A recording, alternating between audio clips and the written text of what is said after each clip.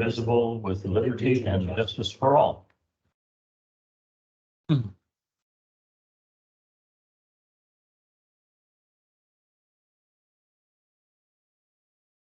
don't know why it always pops into my mind about you do the pledge. How many people here are old enough that they can remember when that was changed, that under God was added?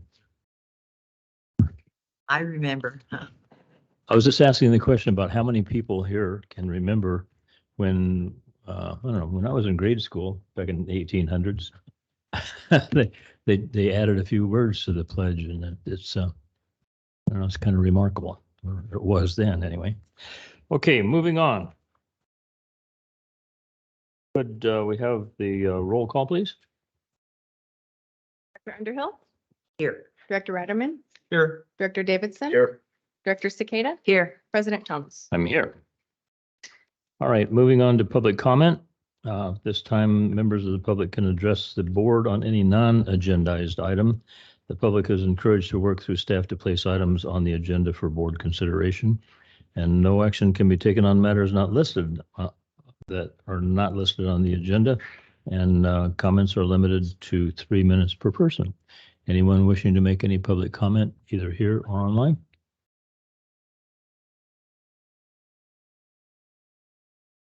No? Okay.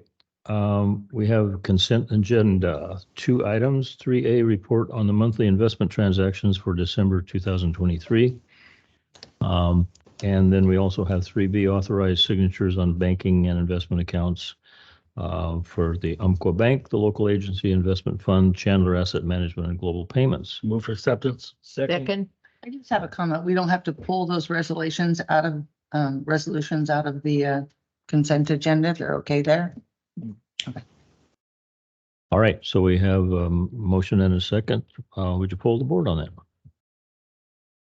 Director Underhill, Yes. Director Ratterman, Yes. Director Davidson. Yes. Director Cicada. Yes. President Thomas. Yes. All right, moving on to item 4, new business. We have 4A, discussion regarding the customer portal launch.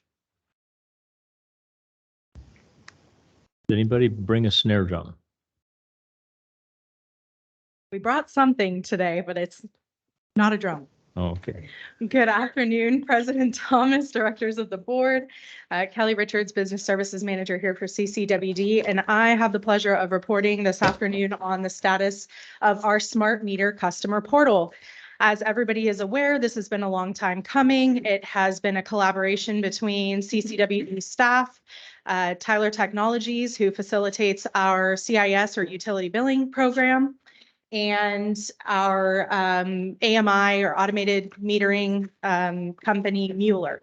So through many wonderful experiences, some trials, some tribulations, I am happy to report today that we are launching the smart meter element of the portal. I just arrow forward. So you said we are launching. Yes, Right now. we are live as of today. Nice.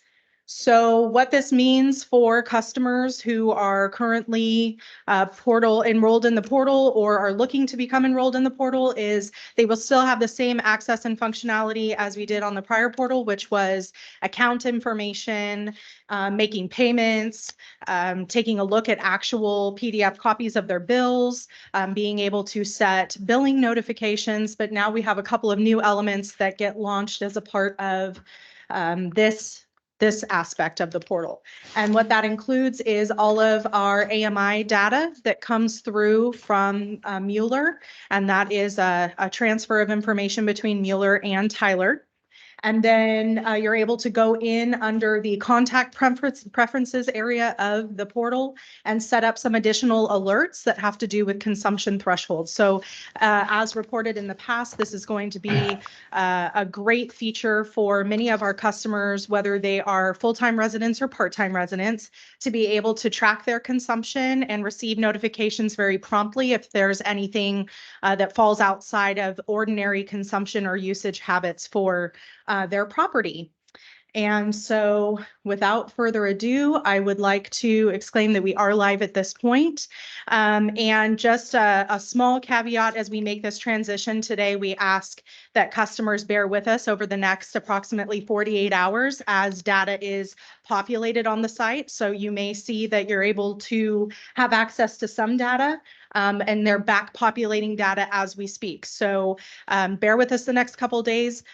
External affairs and customer service is going to be working hand in hand here in immediately and into the coming weeks to push out some pointed outreach and helpful tools to get customers signed up for these alerts and get them moving. Customer service will be available to answer any questions customers may have once they access the portal itself. And we're very enthusiastic about how this will assist our customers moving forward and then also improve and elevate our customer service experience. Very cool. Right? Are we ready to? Yeah. We wanted to do a Alive. ribbon cutting if we could. So President That's fine. Thomas. This is hard. This is credit to our team because to do ribbon cutting for software is not an easy task. So Kelly and Kelly deserve kudos here. And do we want to give Director or President Thomas the honors? We would love to give President Thomas the honors of officially launching the smart meter portal. How can I do that? Hold it down Oh. here. Somebody's got pictures, I imagine.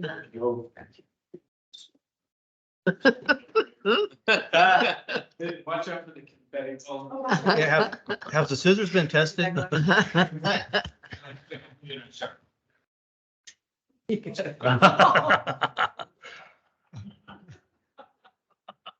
Russ, you gotta come around this side. Limbo.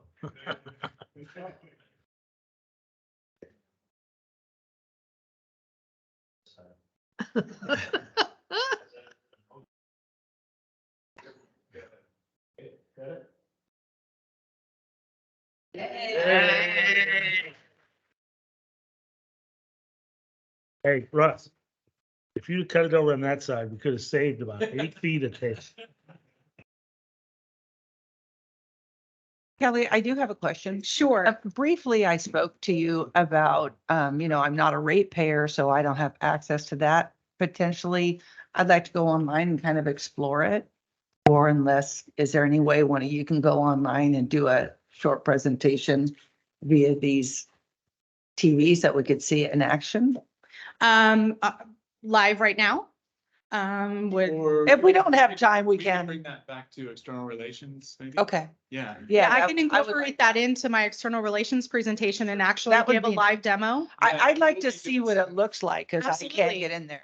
Yes, absolutely. I can incorporate that into my presentation there and do a full live demo for External Relations Committee. Absolutely. I would like to see that. But I just, from this platform would really like to thank our staff here and especially our customers for their patience and understanding as we've navigated some challenges here internally, but wanting to make sure that that portal was absolutely ready.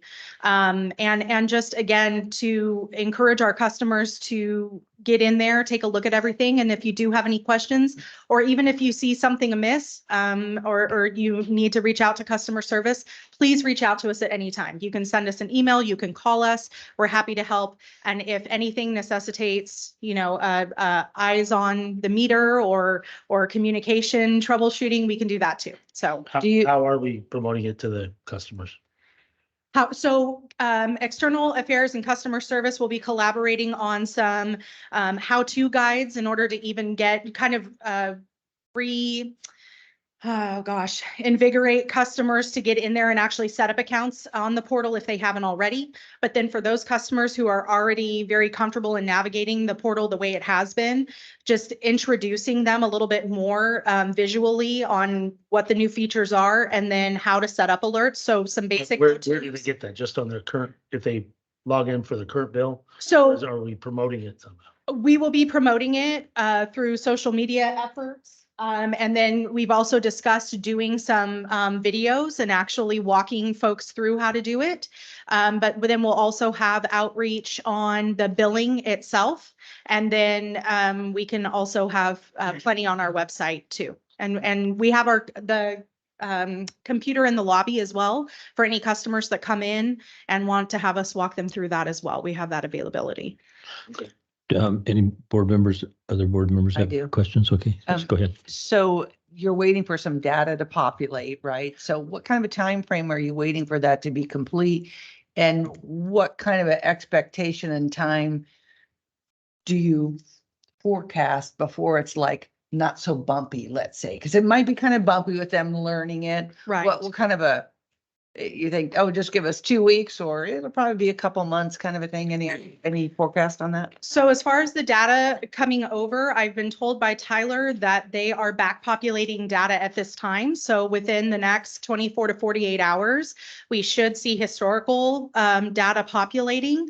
And then any, consumption moving forward will be on that portal. How far back will the data go? So We start? So we determined internally that we would start from October 1st of 2023, which is the start of the water year moving forward. And so anything back before that, because again, like we were saying, we had been troubleshooting some of the data within Centrix and on the Mueller side as well. And so there were some changes to meter multipliers, things like that would have made the data coming over prior to that point not helpful to customers. So they really don't have that much data to look at yet. Not yet, but those will continue. So we have 4 data transfers a day that come over from the Mueller side, from the AMI side. And that data will start populating moving forward. So as the portal is live longer, we will have more data customers will have more data to look back to. And so when you said it comes over 4 times a day, they can in theory look and they see 4 measured points daily of where their use was? They will have, you can drill down to hourly. You can actually see hourly. It's just, it comes over in 4 like bundles of information a day. So you'll have like 6 hours that kind of get patched in there 4 times a day. And as far as the alerts are concerned, how that's going to work is you set up for an alert to notify you if there's any abnormal consumption. And usually what it's looking at is the prior 24 hours consumption. So it wants to have that data in there to be able to flag and say, ooh, this doesn't look right. When you look at past 24-hour, consumptive periods, something's amiss, we're sending that alert out. And when we do the live at the committee. Right. And I'll go in depth a little bit more with that when I can do the live demo. It's a little obviously difficult to do that today because they are in there and they're working and they're having it go live. So, but I'm very, very enthusiastic about how helpful this is going to be to customers moving forward. To it. Okay, so basically the meter's read 4 times a day. Are those in equal intervals throughout the day? I mean, every So there's 6 hours or so? there's meter data every hour. And the file, so But it's only sent over 4 times. but it's only sent over 4 times a day. Is that equally throughout the day? Yes, Every there's 6 hours in a. it's like at 6 in the morning, 2 in the afternoon, 6 at night, 2 in the morning, that kind of thing. It's like Right. equal intervals throughout the day. Yes.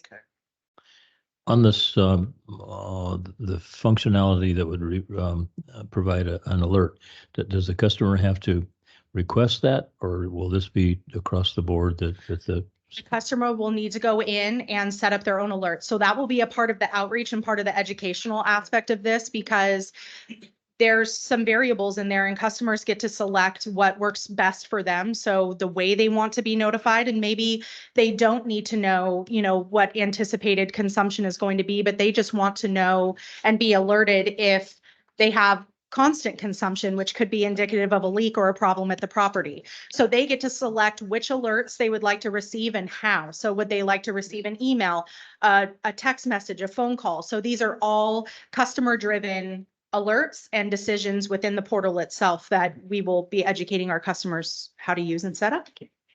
That- The to me, that's- education of our customers is what I'm trying to focus on now, Mhm. because they have to have a base. They have to know what, what they have consumed. Yep. And since we're doing October, we're not going to look at real high volumes of water because Right. So what we're taking into account here, and actually the portal calculates averages for the specific user as well.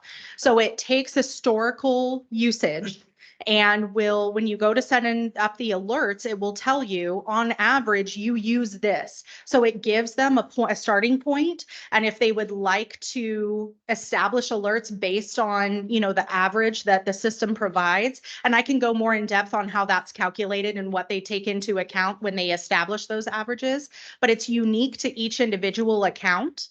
And it gives kind of an idea of, where the customer might want to set that alert threshold based on historical consumption. your customer service reps are going to be very, very busy. They are going to be busy, but I mean, they're busy already. right. but- But I think, along with what we've been trying to promote especially over the past several months, is just trying to, get customers in to just create a portal account,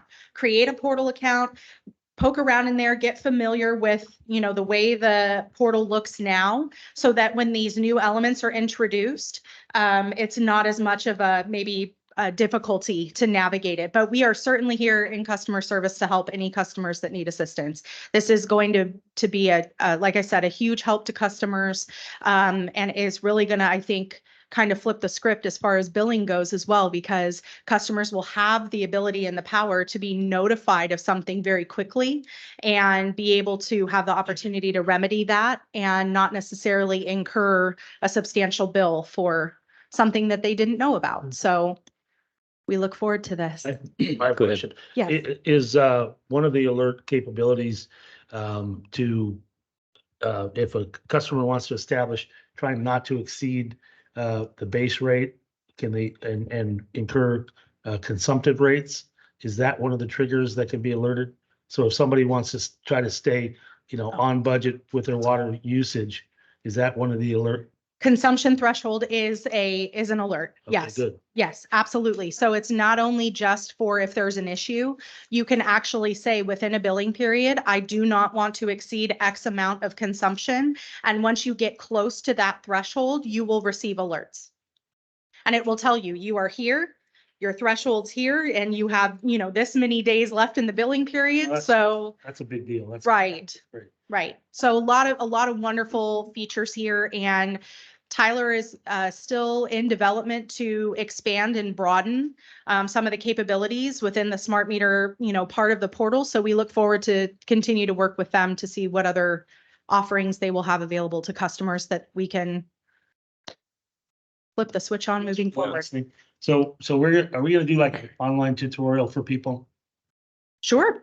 Mhm. I think that's something we should do. It's not in-house, but Absolutely. perhaps an online tutorial that people can plug into and walk through it. Absolutely. Yes. And we've had that discussion to where we can do a very simple how-to document, but then we can also engage in a different way and do a video that is step-by-step Yeah. how to go through and gives more of kind of a live interaction as opposed to just reading a document. Right.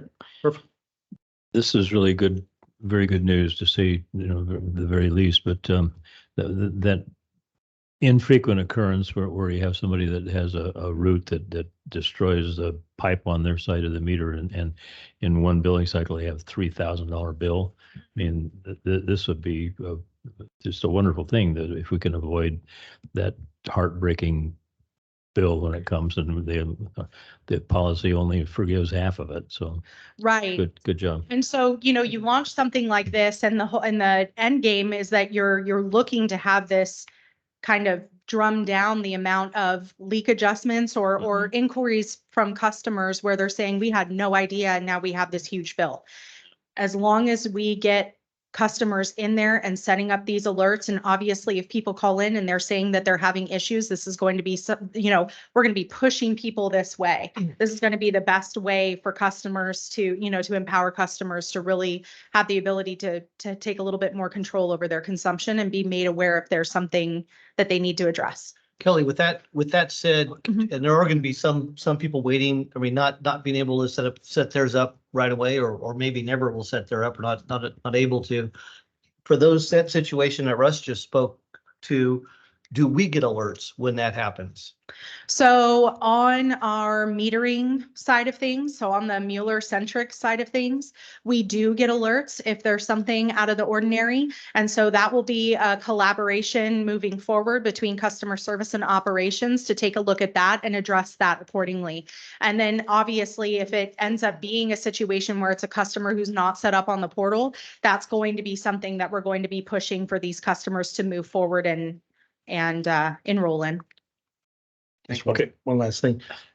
It seems to me also that one of the things that a lot of people don't realize is the primary cause of leaks is generally irrigation that's left on throughout the winter time. And if somebody, particularly the rental properties and such, they'll be able to monitor they should have no consumption. If they're having consumption when in an off period of time, then they know they have a leak. So I really think it's also going to prevent some water loss. Right. I mean, we'll be able to notify and people will be able to notify themselves. So, I Right. mean, it's just all around a positive thing for the district. Great job. Absolutely. There's customer benefit, but then there's also operational benefit for the district as well, and being able to account for less water loss, Yeah. absolutely, in the system. So we're enthusiastic about it. We're excited. So have you pretty well flushed out the possibility of system errors? You know. Yeah, and with any rollout, I will say, and you and I have had conversations about software rollouts in the past. You're not, we are certainly not in a situation where we're thinking everything moving forward is going to be 100%. I'm sure there's going to be things that customers will see, concerns they may have, things that we will see in the system that looks awry, that we will either be able to resolve from the office, or again, have to be in coordination with operations staff, field staff to go out and remedy.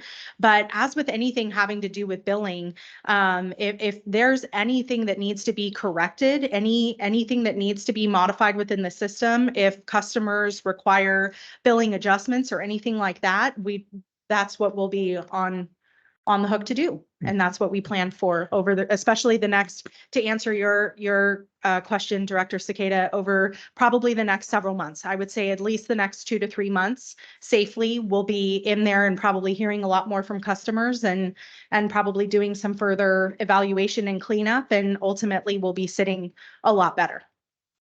Director Cicada had a couple more A questions. couple more questions now that everybody's been saying something. So regarding a training video, Mhm. I would imagine that Tyler should already have something they could give you folks to put on the website. Instead of reinvent the video, you would think they would have something, just saying. Right. Don't know, but anyhow, we could ask. And then also, since the customers won't have access to that much history in one spot, if they call customer service, if I called you and said, hey, Kelly, can you give me my consumption for the last year? Can they do that simply enough without a fee and you email it to them? There's no, and we do that now. We have Okay. customers request that from us now, and we have no problems doing that. Okay. Mhm. And do we have the capability, or have we been looking into for something like this right here? I think we need that email blast program. There's, what is it, Monkey Chimp or one of those things to get that information out. I know we talked briefly about texting, but if we had something like that, I don't know the cost, but what a great way to say, hey, our portal's live, or whatever else, the water Right. shut off, boil water notice, whatever, that would be good. So Right. just a comment there. Okay. And then one of the big things, talking about CCWD will get an alert if there's something amiss. So what's our procedure when customer service or whoever gets that alert? Do we call the customer? Do you send somebody out there? What is that procedure going to be? And I think that if you call the customer first and say, hey, you got an alert, you got a little bit of water you can lose, going on Right. unusual, they would probably really appreciate that phone call. Oh, absolutely. And I can tell you right now, some of the thresholds for the notifications that we have on the Mueller side, we'll need to fine tune a little bit. But operations and customer service should be in contact over again, over the next 2 to 3 months to establish what that communication or that effort's going to look like. And I can certainly report back on that as well, as far as. I just think it would be valuable for us to not miss that opportunity if we get that alert to not take action. Yeah. Right.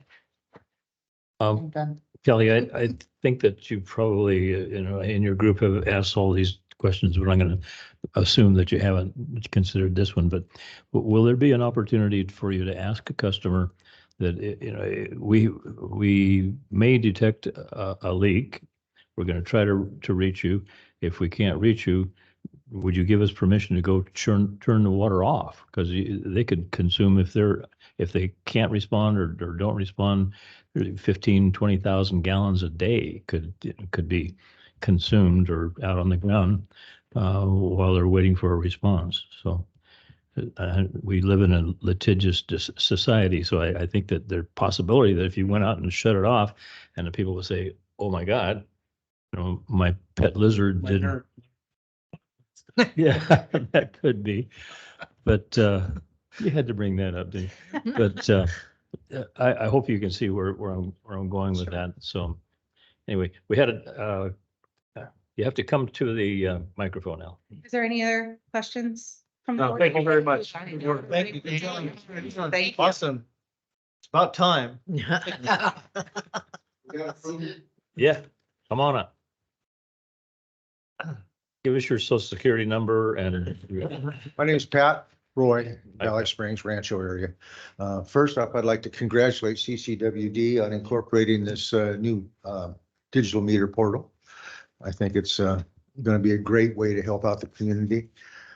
Cindy and Russ, both of you, I'd like to compliment you on the suggestions you just made about automatic notifications and shutting off water. I'm one that's had 2 main breaks into the house in the middle of the night. And I was not aware of that occurring until the following morning. So I have no idea how much water was lost, but I know it uprooted part of my driveway. So there was quite a bit.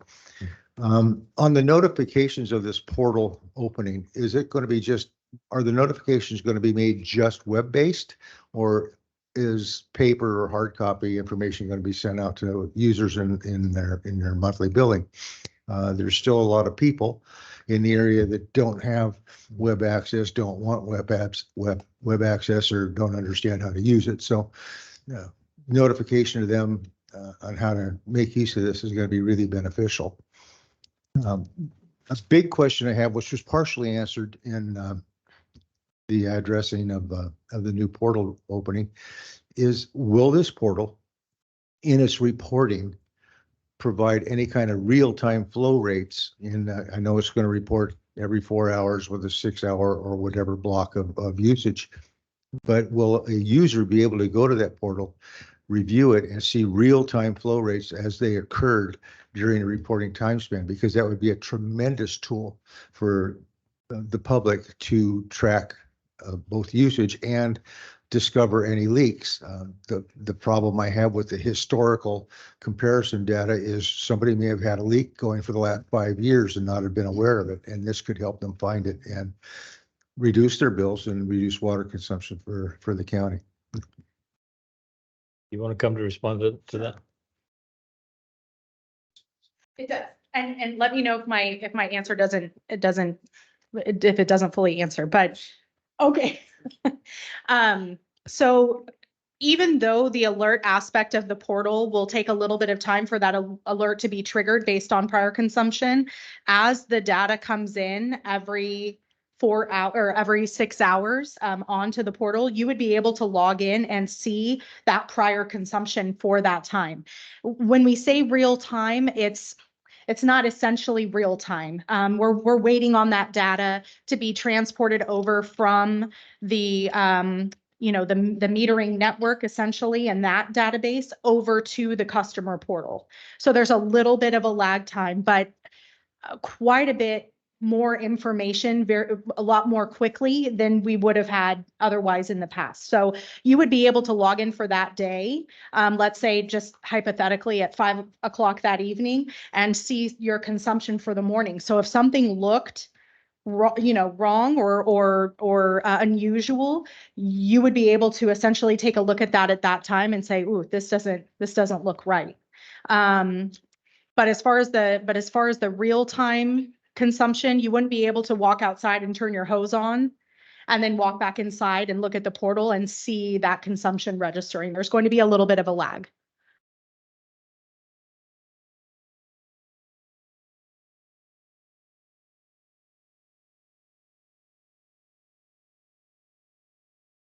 Right. Mm-hmm. So you would, yes, you would be able to go back in and see hour by hour what the flow was through the meter when it read the meter at that time. Correct, yes. So does that answer your question, Pat? Okay, great. Oh, and the paper. Okay, yes. So part of what we're going to be collaborating on between customer service and external affairs with Kelly Gerkensmeyer is making sure that we're sharing information as broadly as we can and using as many different mechanisms as we can to get it out. And we do recognize that there's some people that would not be able to get online necessarily or watch a video or see something on the website. So we'll be absolutely looking into ways where we can share that information with the public.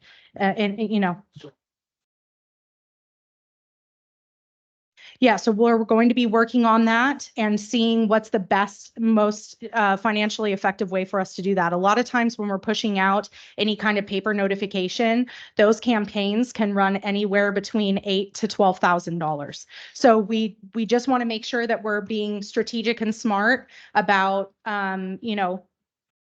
sharing that information and getting it out to folks who need it, but then also watching the cost associated with that. But I would.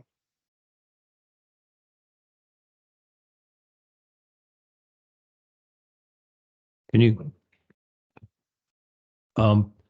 you praised us, so could you come and repeat that? Yeah. I don't know if everybody else has noticed, but I have, so I have to congratulate CCWD at taking advantage of the community forums such as Nextdoor, Valley Springs Bulletin Board, and so forth, to keep the public updated on some, if not most of the activities that the CCWD is endeavoring in at this time.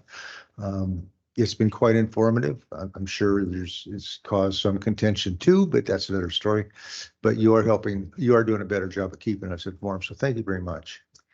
That's our goal. Thank you. We're That has a lot, we're that has trying. a lot to do with our next presenter, I think, Kelly G. And Kelly, Director Cicada has another yeah, question. Kelly, I'm sorry. So, the alerts, how do people get the alerts? Is it sent via an email or text, or is it just online and they have to check online for alerts? No. So in order to receive an alert, you have to be enrolled to receive the Okay, alert. so I'm enrolled. How do I get the alert? You select the method with which you'd like to receive it. So phone call, text, email. Okay. And you can sign up for all three. You can sign up for Perfect. one, whatever you like. So one of my other questions is for some people who aren't computer literate, they don't want to use the portal. Can they call customer service and say, can you sign me up? Maybe they have texting on their phone or will get a phone call. Is that option available for those who just don't want to use the portal? It is. Let me know if I have a leak. The only option that we have right now is for portal users. We would have to talk internally about a notification for folks who are not portal users. So if somebody wanted to not use it, but they would have to kind of sign up. And once they signed up and maybe they came down here and you helped them sign up. And once they got their notices signed up, they don't ever have to log in again, perhaps, and then they could have it. Correct. Okay. Yeah. I'd come down and. Is there another public comment?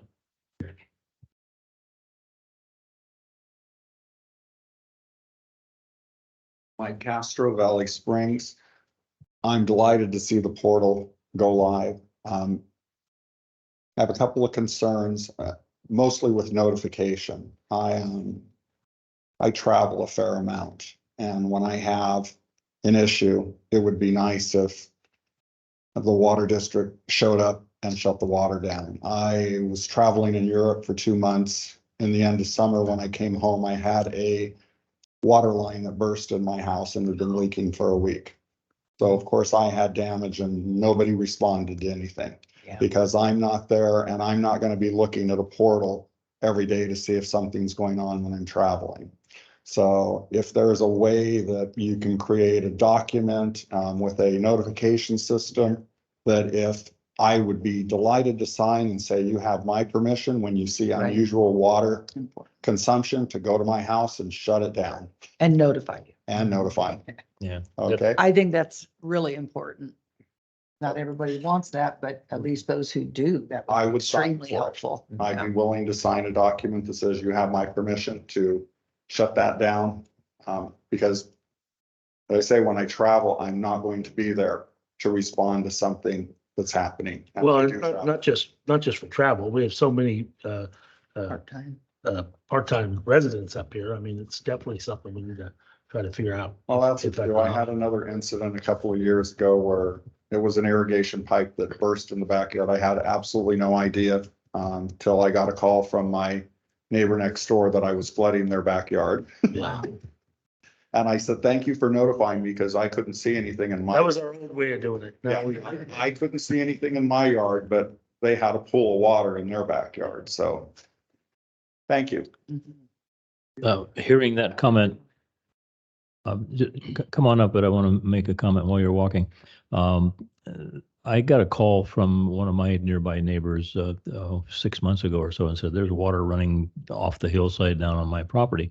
So I called up Kelly and asked for her to check because the electronic information was available, not on the live portal, but she faxed over this report that had on a bar graph. It had hours of the day across the bottom and a bar graph showing normal consumption. And all of a sudden at 12:30 in the afternoon, it spiked and it kept spike until you could see where the crew went out and shut it off because the house was unoccupied. But that's the kind of detail that you're going to be able to see, and it's going to be wonderful. So, Francisco. Francisco de la Cruz, thank you.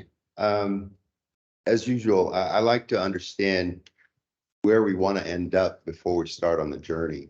So like when I get an invitation to go on vacation, I say, well, where do you want to go? Well, I want to go to hell. No, I'm not going there. So what is your definition of success with this launch? You have nearly 14,000 customers, and we've already heard that a lot of them don't internet or don't Facebook or they don't do that. So there's going to be a maximum amount regardless of what you put out there. But what have you decided is a good use of the investment? Because I know the system is not cheap.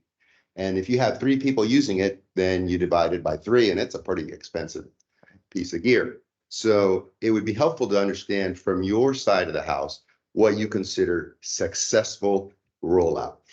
75% by a year or 60% by a year or something. So you can see, hey, we're making progress. So we need to, stimulate a little more. Then how would you measure it? By the number of people that actually sign up or by the number of people that sign up and use it? They use it how? By setting up alerts or whatever. Because if you have a system that you spend 100 grand on and everybody signs up for it and nobody uses it, big whoop. Okay. And what is the ultimate objective? Well, one that you've already identified is water, by the time it gets to the customer, is a very expensive product. Y'all have sucked it out of the Calaveras if you're in Jenny Lind. You filtered it a few times, you ozonated it, you did some more stuff, you threw some chemicals, you pumped it to A and A to B and all of that stuff. And all of that's electricity. And by the time that 1 gallon comes out of that leak, what is it? How much does it cost? And so if we can get the leaks down to 1-2% of the 2 to 3 million gallons that you've produced, It's still a lot of water, but it's a lot better than 5%, a lot better than 10%. So how are you going to make use of it so that not only does the customer get benefit from getting all those alerts and, hey, shut it off, but everybody else gets benefit because they're not wasting water that costs a ton of money to get out there and leak. Can I go, I like Russ? that comment. Sure.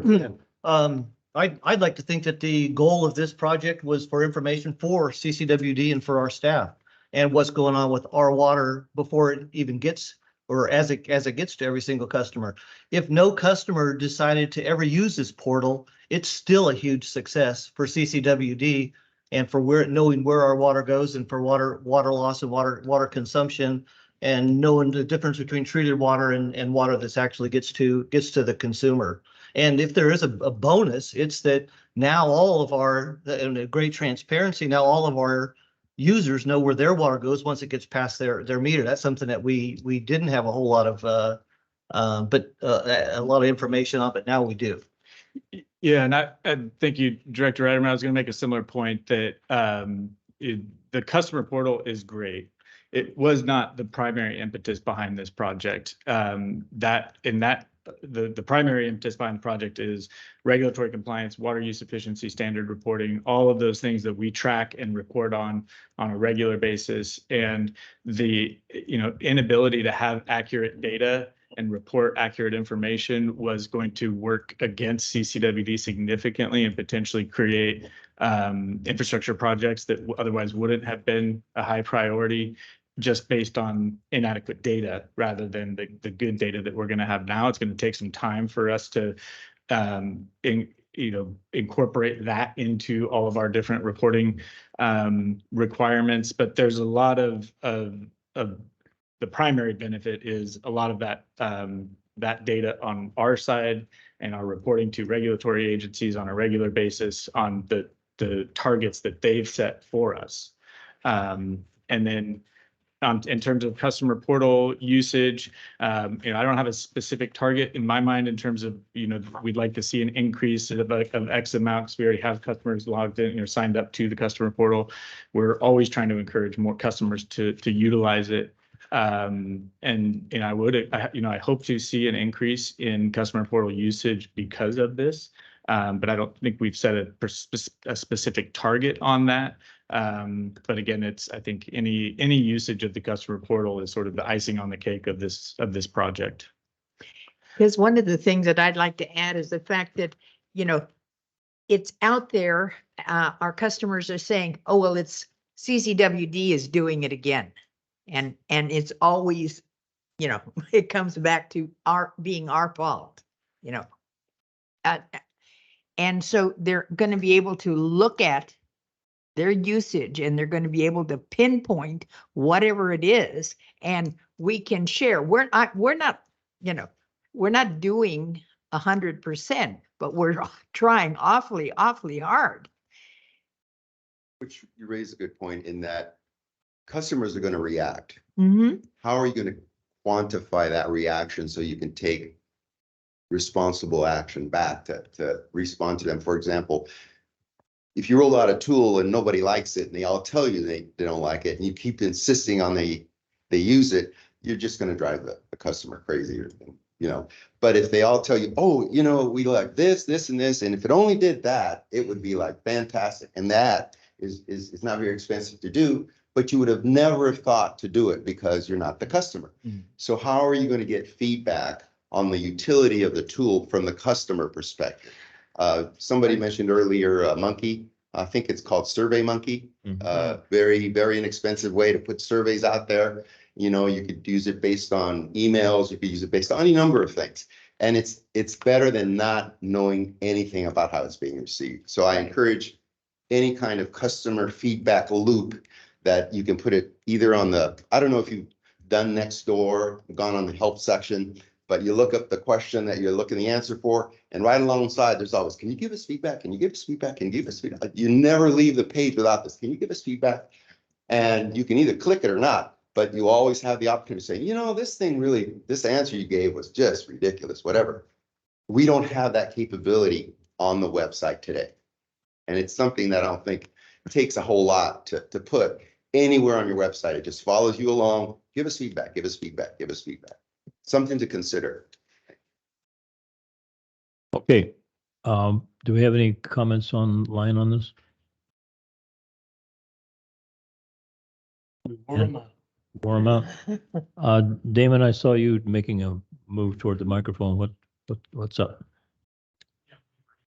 I just wanted to acknowledge that field staff are already taking advantage of the AMI system. So we can actually, we receive alerts also internally, large leak, small leak, reverse flow, a myriad of things. And so we go through and we review those, and we touch base with Kelly and her team if we think that it's something that needs to be reviewed. Like she said, there's been some noise that slowly is leaving the system now. It's kind of interesting how quickly, it's almost like a sack where it's just the project kind of cinched up exponentially as the months had gone on. And now we're better than 95% read rate. So those reads come through and we get notifications every morning. I'll get a few emails and then I'll jump in and I'll review those. And as we understand those, like she talked about, parameters are changing. I can't remember what the time frame is for a large leak or a small leak, but for a reverse flow, it's seconds.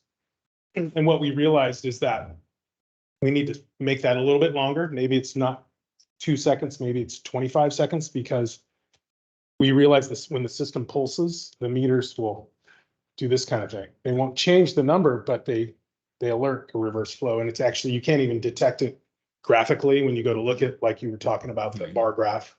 When you go to look to see what happened, it's not there. When you send somebody out in the field and they're like, this thing's fine. So as we push through this year with this information, to Michael's point, we'll have a lot of information that then we can say, this is the change in water loss. This is how we refine consumption, and this is where we need to pinpoint more of our work efforts to service lateral replacement and water system repair.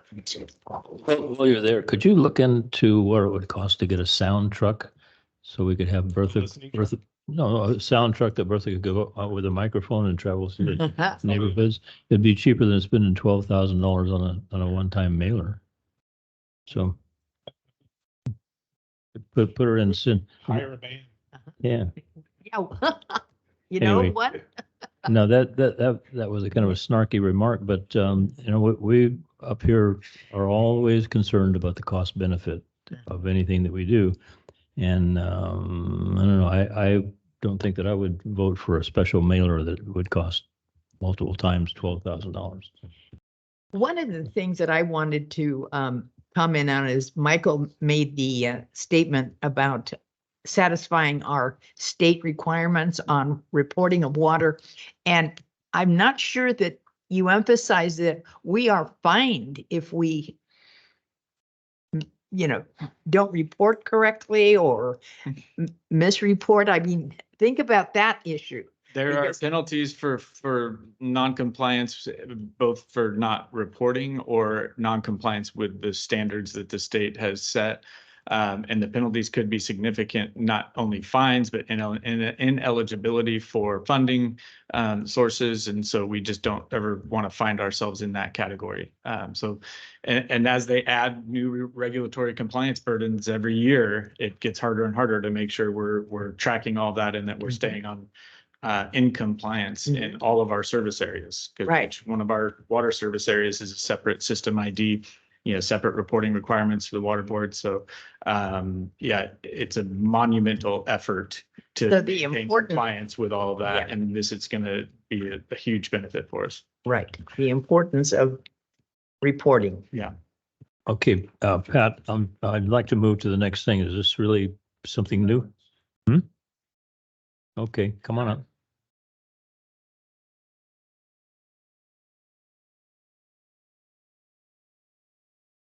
Question of historical reference that ties in, that's directly related to the digital meters. And I want to use your combined knowledge and memories to educate me here. Back around 2017, sometime between 2017 and 2019, one or more of our current and previous governors came up with a lot of new water management conservation plans.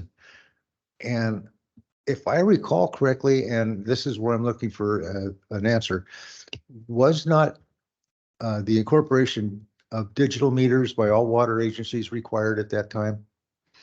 Not, I think you're referring to the conservation as a way of life legislation under Could be. Governor Brown. Yeah. And that is a big part of what we're trying to keep up with. The water use efficiency standards were a part of that just went into effect this year. And there's more coming. They're going to ratchet down the criteria under that legislation. It is not a mandate that all agencies have this meter technology yet.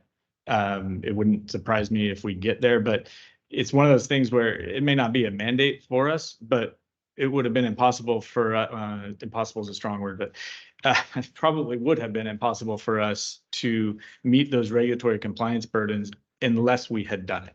Yeah, I know they're being installed across the state, so I thought it might have been a mandate. So thank you. They are being installed across the state. I will say we're on the leading edge of this as far as Mountain County water agencies go. I'm not aware of any of our partner agencies like us that have gone full AMI yet. And some of them are kind of watching us. And so it's definitely, that is the direction the trend is going. But you had, even a few years ago, you had major water systems that weren't metered at all in the city of Sacramento. Right. And so metering is definitely required. And then as the requirements, the criteria ratchets down, the quality of your data will have to keep up with that. So whether they ever mandate that you have a certain type of meter or not, by establishing the criteria as tight as they have, they're sort of, it's a mandate without a mandate. I know there's been a lot of contention about the incorporation of digital meters with across the public. So understanding why they're coming about by the public could relieve a lot of that contention. So thank you. And that's my last absolutely. word. Okay. Thank you, Pat. Thanks for the input. All right, moving on to item 4B. We have Kelly Gruckensmeyer is going to talk about direction. He wants direction regarding the customer outreach and communication. Hello, Kelly. Hi, Kelly. Good afternoon.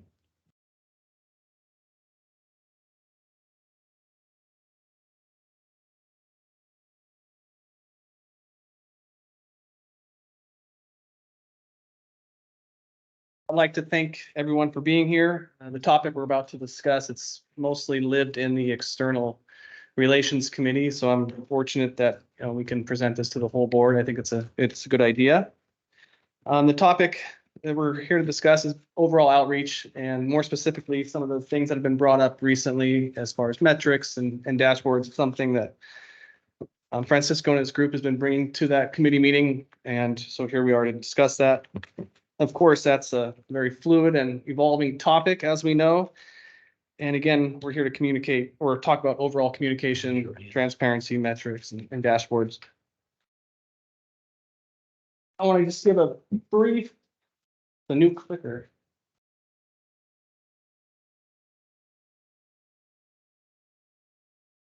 So just a brief history is kind of to why we are here on this particular topic. On the September 26th External Relations Committee meeting, the group brought together a presentation kind of proposing this new concept of performance metrics.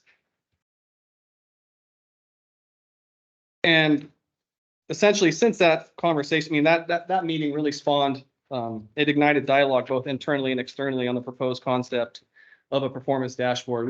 Since that time, we've been really looking at it internally and as well at all of our external relations committee meetings. And one of the first things that came out of that initial meeting was tours. The group really wanted to understand what are the right questions to ask, what are some of the metrics that they're seeking, and what are some of the, some good benchmarks to really get to know our facilities. And I think we did two really fantastic tours in Jenny Lynn. One was more specific at the treatment plant, and then one we kind of went over the A to B transmission line, and we even went out in the field and watched the crew down there fix a leak, and I thought that was pretty great for them to be able to see that.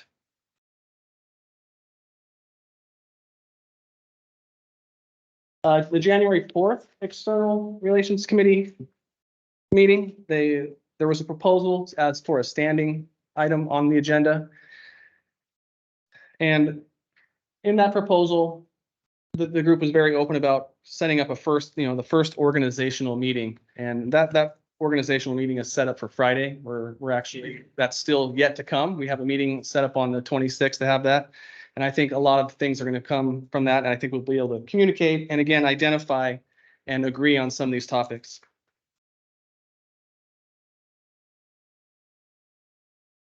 The last board meeting, there was another proposal for another standing item, and that changed management strategy document. And in that also included a mock performance dashboard, which brings us here today. I was going to mention too, I have that copy out there. If anybody didn't get it, so it's out there. So here is the mock dashboard that was presented, and we're really looking forward to this first meeting to where we can discuss this. I mean, I think there's some potential here, but I don't think at this point we feel that this is the best way to communicate really how CCWD is doing, at least in this context. I think the objective, again, is to simplify our communication and make it a little bit more easy to understand for everybody. So again, where that is going to come into play is this first organizational meeting where we can really sit down and identify what kind of metrics, how we want to communicate it, what we want it to look like, if that's the direction we go.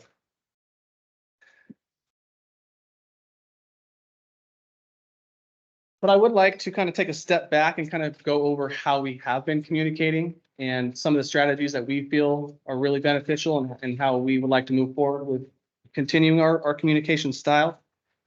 And I want to start with our board meetings. As you can see, we've had 26 board meetings from January 1st till now. And as we all know, our board meetings play a crucial role in fostering transparent communication between the board, the staff, and the community, as well as our committee meetings. You add those, and that's a very robust committee meeting schedule. It's comprised of engineering, finance, legal affairs, and, in my opinion, somewhat newly created external relations committee. And these meetings certainly enhance our ability to communicate and ensure the information is readily available to the community. The additional committee meetings provide a platform where direction and discussions can be open with the community, the board, again, and the staff. But not just that, we've been trying to stay really active, just getting out in the community with tours, with town halls, with workshops. The fair, we were out there all for 4 days at the fair, which was a great experience. We've done some few high school events that have been really great as well.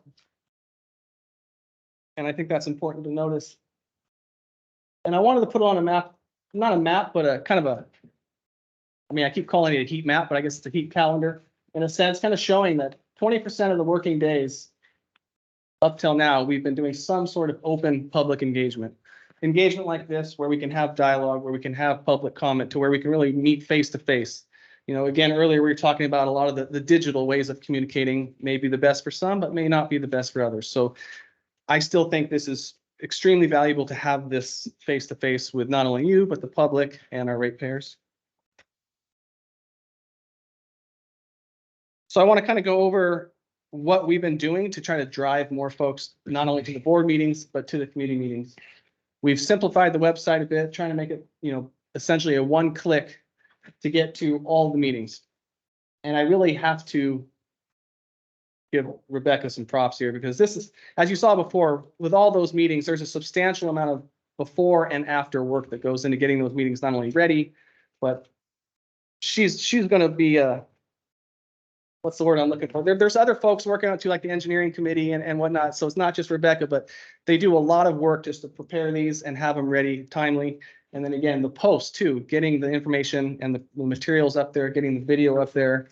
She's done a fantastic job of extracting, for instance, the ops report video, which has been really popular. So we actually not only display the whole video of that board meeting, but on the ops page, we show just the operations report in its own section. And that's really nice. And it's, When you say it's popular, how do you measure its popularity?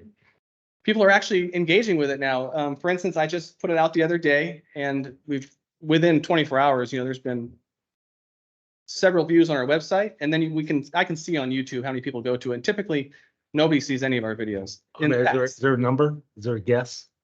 Oh, when I looked out the other day, well, I mean, the Facebook post itself was up to over 300 views. Oh, that's just great. Yeah, but that doesn't mean, I don't know, I mean, they can link to the material, they can link to the presentation, and then they can link to the video. Okay. And again, there is numbers on YouTube for the Yeah, video. no, that's terrific. But our website tracks how many people we have log in, right? Yeah, I can look at that. And so we do the same thing with the committee meetings. And again, we're trying to be really prompt with getting that information out there. And I encourage everybody and the public to look at those videos. It's really good. I spent a lot of time as I was getting kind of ready for this. I wanted to go back, and I went all the way back to, I think, August 22nd, which there's been a lot of stuff between now and then. And I picked up on things that even though I was in that meeting, it's like, oh, it brought me back, and I was able to consume that information again. It was quite interesting. So in our external relations committee, I really am proud of some of the work that Kelly and myself have been doing. It's always weird to say Kelly, because the Kellys. But, and I think some of this work really is from what we've heard from the public, from what we've heard from the group, and trying to improve that. And I think every presentation we're presenting a little bit more. I mean, we're listening to what is being asked, and we're really trying to take that seriously and provide that information in the best way we know how and the best way we can. For instance, a lot of the information as far as calls, Kelly has been producing those producing that information, again, with the pleasure of her speaking through it, which I think adds so much more to it, as opposed to just slapping up a number. This is how many calls we had, or, I think the context goes a long way with explaining. We also did propose somewhat of a draft dashboard. It's been brought to our attention that the ops report has tons of good information, and it really does. I love reading the ops report. I love looking through what those guys are doing out there. It's amazing. But some people might not want to take that time to look through the whole entire document. They might just want to know how many leaks or how much water was produced. And so we're toying with that. We're working on different ways of potentially maybe a cover sheet to the ops report. It wouldn't change how the ops report is communicated, because again, there needs to be more dialogue as opposed to just 15 leaks. Some people would like to see a little bit more about what those 15 leaks mean, where they are, that kind of context. So this is just a larger image of that mock dashboard. One part I really like about this is the context, again, with the director of operations. Damon has this chance to kind of say give a little story of what went down in December. And again, this is just a draft. Not all these numbers are accurate. Some of those are just placeholders. I kind of just skimmed through, and certainly the engineering, the finance, and the legal affairs as well. I would like to also commend Kevin for his last presentation. I thought it was phenomenal. I double checked and looked back over that too. I thought he gave a really good overview of the CIP project, the progress, and kind of explaining where we're at with a lot of those projects. So my main point here is I think we're really elevating our presentations and how we're communicating. Now, the financial one's always an interesting one, right? I mean, it's been said that the information's there, but it's hard to find. You might have to hunt and peck for it. That may be true. Depends on how you want to consume the information or how much detail you want. But one thing, this is the most recent financial, this was the most recent one that Jeff and Catherine just gave. And what I really enjoy about it is there's explanations. If there's something that needs to be discussed or really shown, we talk about it. Anything that might be 5% over, 5% under, which could at face value look like there's a concern, it's followed up by some context, and it really gives it a meaning and understanding, as opposed to just, we might be 10% over budget on this particular item. It deserves an explanation, and I think that's where we benefit by this forum. So if you guys are interested, I mean, I know that you're not all part of the external relations committee, but I am prepared to kind of go through some of those old presentations if you guys would like. I have one question about. Sure, go ahead. You're talking about the Kevin's report. Do we have a spot for, like the last 10 years of completed projects? Spot, I don't know about for the last 10 years. I mean, I know we have compiled lists. I don't know if we're, Well, I mean, there's criticism out there in different parts about, lack of, the reason we're in the shape we're in today is because we didn't do anything, right. which is absolutely, completely and totally false. So it would be nice to have, at least be able to have people look up the archives of the projects that we've done in the past decade. And the dollar amounts really don't matter that much because, what was a dollar, 10 years ago was 50 cents today, maybe even less. Right. But certainly the public needs to be able to go back and look at what has been, what efforts we have made in the past. I think it'd be a helpful tool. We did start compiling that. I mean, we have the data, of course. I do know there was a mad rush between when we lost Charles and now, or before he left, to try to capture that knowledge and again, give those projects context. I agree with you 100%. It's fantastic to look back at what we've done. I can speak personally from some of the huge projects that were done in my particular area up on the pass. Being part of those, I mean, all the projects were amazing, but being part of some of those big projects. And that was almost all of them. But for me personally, when I hear like, oh, nothing's been done, I mean, we were part of that, and it was. I just think we need it. I mean, I don't think it would be that big of an effort to add that to our. I think Absolutely. I think it's a great suggestion. I think, I just would point out, Kelly has already made huge improvements to the website just in the short time he's been our external affairs manager. But that's one of the things that we want to develop eventually is a kind of a more robust engineering department page that has easily accessible. You can click and see what the recent projects that we've completed are, those successes, some details about those projects, and then what, kind of keeping the information fresher, more updated in terms of what we have underway and what we have in the pipeline. So there's already been a lot of progress, but I think that's something that we want to work towards for the website. You want questions now or when you're all done? That's up to you. Well, I'm gonna let you finish because we had that discussion. Go ahead. Finish your presentation. I just wanted to say it out there for all of us. I think you prefer to get through your presentation, right? And then we come back for questions or no? Well, like I said, I mean, it depends on how you guys want to do it. I'm open to any way you'd like to do that. What do you want to do, board? Keep going. Okay. One thing I did jump over on the finance, again, I just think that proper explanation of our finances provides this understanding and insight. And it does facilitate more informed decisions, again, just as opposed to skimming it and just looking at just overall numbers. And again, conversations right now, in particular for finance, have started to take place. I'm really bummed that we lost Catherine because we were just starting to have these conversations of how can we simplify it, similar to the dashboard for the ops report, something similar, kind of like a cover page, just kind of really gives that overview, like we discussed, and we have identified that would be valuable and there's a need for it. And those conversations are currently taking place.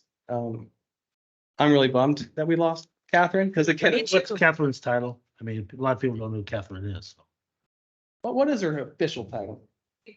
Yeah, I just, well, I mean, I knew she was an accountant. I didn't know if there was. Yeah. Accountant 2. I didn't want to just say accountant if I didn't want to disrespect if there was, you know what I mean? So I don't think we should go through all these. I'd be happy to skim through them all. There's been those. I think the External Relations Committee is pretty awesome. I think it's a great way to showcase some of the fun projects we're doing. But we'll skip that for now. So this was an exercise that I started as when all the topic came up of dashboards and different things that we can be doing.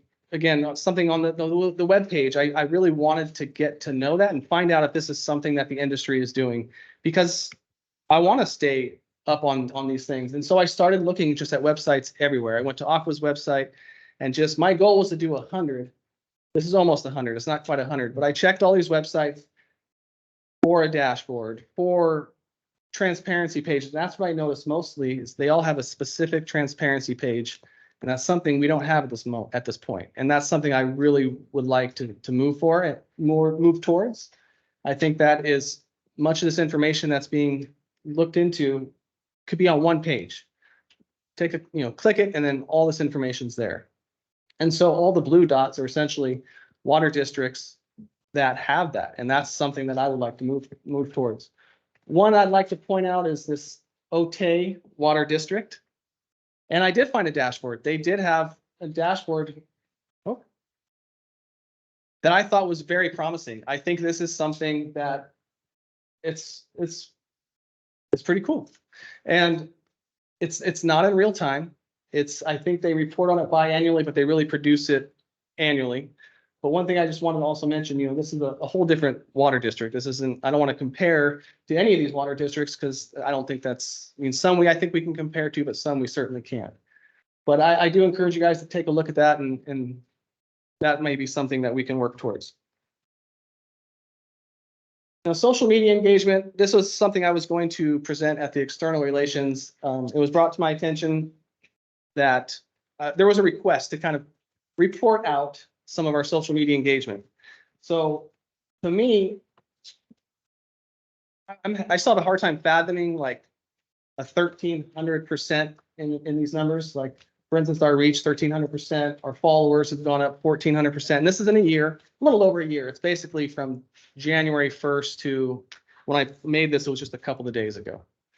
But our interactions are up an enormous amount. And the one I like the most are the link clicks, because it's kind of telling me that some of this information we're putting out there, people are clicking it.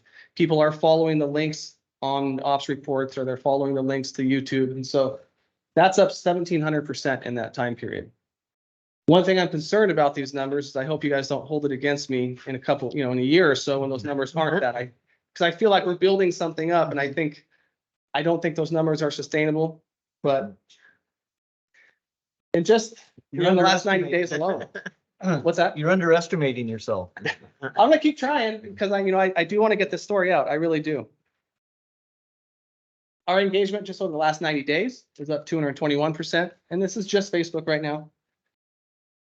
Instagram, we're new to Instagram. We only started in October.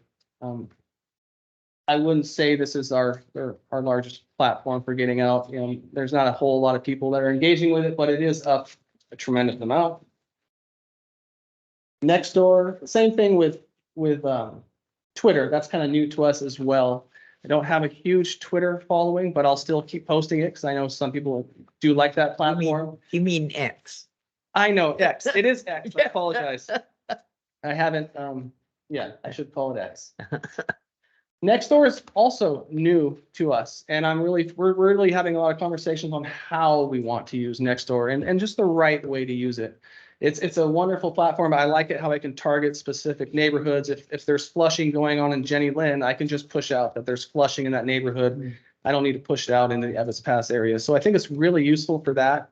We've had some, I don't know if growing pains is the right word, but we've learned a lot from Nextdoor. And for instance, some of the stuff that we have put out there, it's been kind of thought of as maybe propaganda or there's a perception that we're spending money. Like, for instance, I made some videos, some real basic videos of some of the projects, and it gave this perception that we're spending a lot of money. And whether or not it's true or not, which is not true, we also have to be careful with perception. I don't want people to think that's what we're doing. That's not really beneficial either. So Nextdoor is an interesting one. And I think it's very useful, and we'll continue to use it. So again, I think it's really useful for getting information out, especially alerts. If there was a leak, if there was, traffic impacts in that area, that's where I think that one really is good.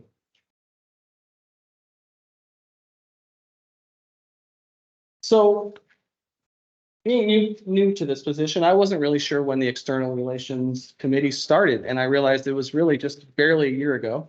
It was January 11th, 2023. So that committee is still relatively new, and I think it's still going through its infancy and learning how it's going to, communicate and whatnot. And when I look back, I noticed we really only had 3 presentations in that committee, and those were the 3 that started when I took the position. The first one we really had was October 31st, where we can really start communicating some of this outreach material. So I believe the idea was yours, right? Yeah. Yeah, and so I commend you for that. I think, Director Adam, you want to stand up and take a bow? I gotta ask one question. Who made all I these shook his hand. CE2, CE3s? Who did? those were from the resolution, from, I don't expect Okay. everyone to read that. Very good. Yeah, And actually, that is where it started, is our new strategic plan. And I went through it and saw how many items in our strategic plan related to customer relations, relations with how important it was in our strategic plan to do that. Yet we didn't have a committee that focused on that. right. That was the, These are our marching orders in that committee that should be yeah, at every agenda package. Yeah, and I think it's great. I think that committee is awesome. You know, reflecting over the past year, it's had some ups and downs as far as, again, just that topic, you know, throughout it, there was the PRT, which there still is the PRT, but it's What is the PRT? the public relations team. Okay. Yeah, that's a great internal team. Can't say enough good things about that group. We're really lucky to have that group. So, and it was purposely named external relations and not external affairs, so that it wouldn't be on your back. which that, to be As honest, the that external affairs manager, this is not a committee that is pushing you and telling you how to do your job. It had to be a little bit separate, so I just named it. so that's that drives me crazy, because I'll say, when I'm I'll say the external affairs committee, but they're like, no, hold on, I'm external affairs. And then when I mix them up constantly as relations, affairs, it's driving me crazy. So I might propose to change that just so I can stay consistent. But I do want to establish some of our priorities that I think that, you know, whatever we decide on how we want to move forward and on the best way to communicate, I think one thing to keep in mind is we really need to fill some of these key vacancies that we have right now. I think any kind of metrics or any kind of outreach in that area is going to be very heavily dependent on IT, the information system. And I think once we fill that, that can assist in moving forward in any kind of direction, whatever we choose. Same thing with the water resources. Right now, that water resource vacancy is really, I don't want to say putting a burden, but it's really making it difficult for some of the other departments. And so there's a huge void there. And I think by filling these key positions, we'll see an improvement across the board in all sorts of areas. As you just saw, the customer portal, I think it's going to be crucial to, as maybe not issues, but as that evolves and as that rollout, we want to be ready to do proper outreach. And so I think that's a huge priority right now, is to make sure that the portal succeeds. Of course, we've talked a great deal about the website, and again, that transparency page is a huge priority for me. I think that would be a fantastic addition to the website, and there is actually a certificate that we can obtain by getting that as well, which is something I'd really like to move forward with. Who gives that? That's the CSDA. RNA. CSDA. CSDA. Yeah.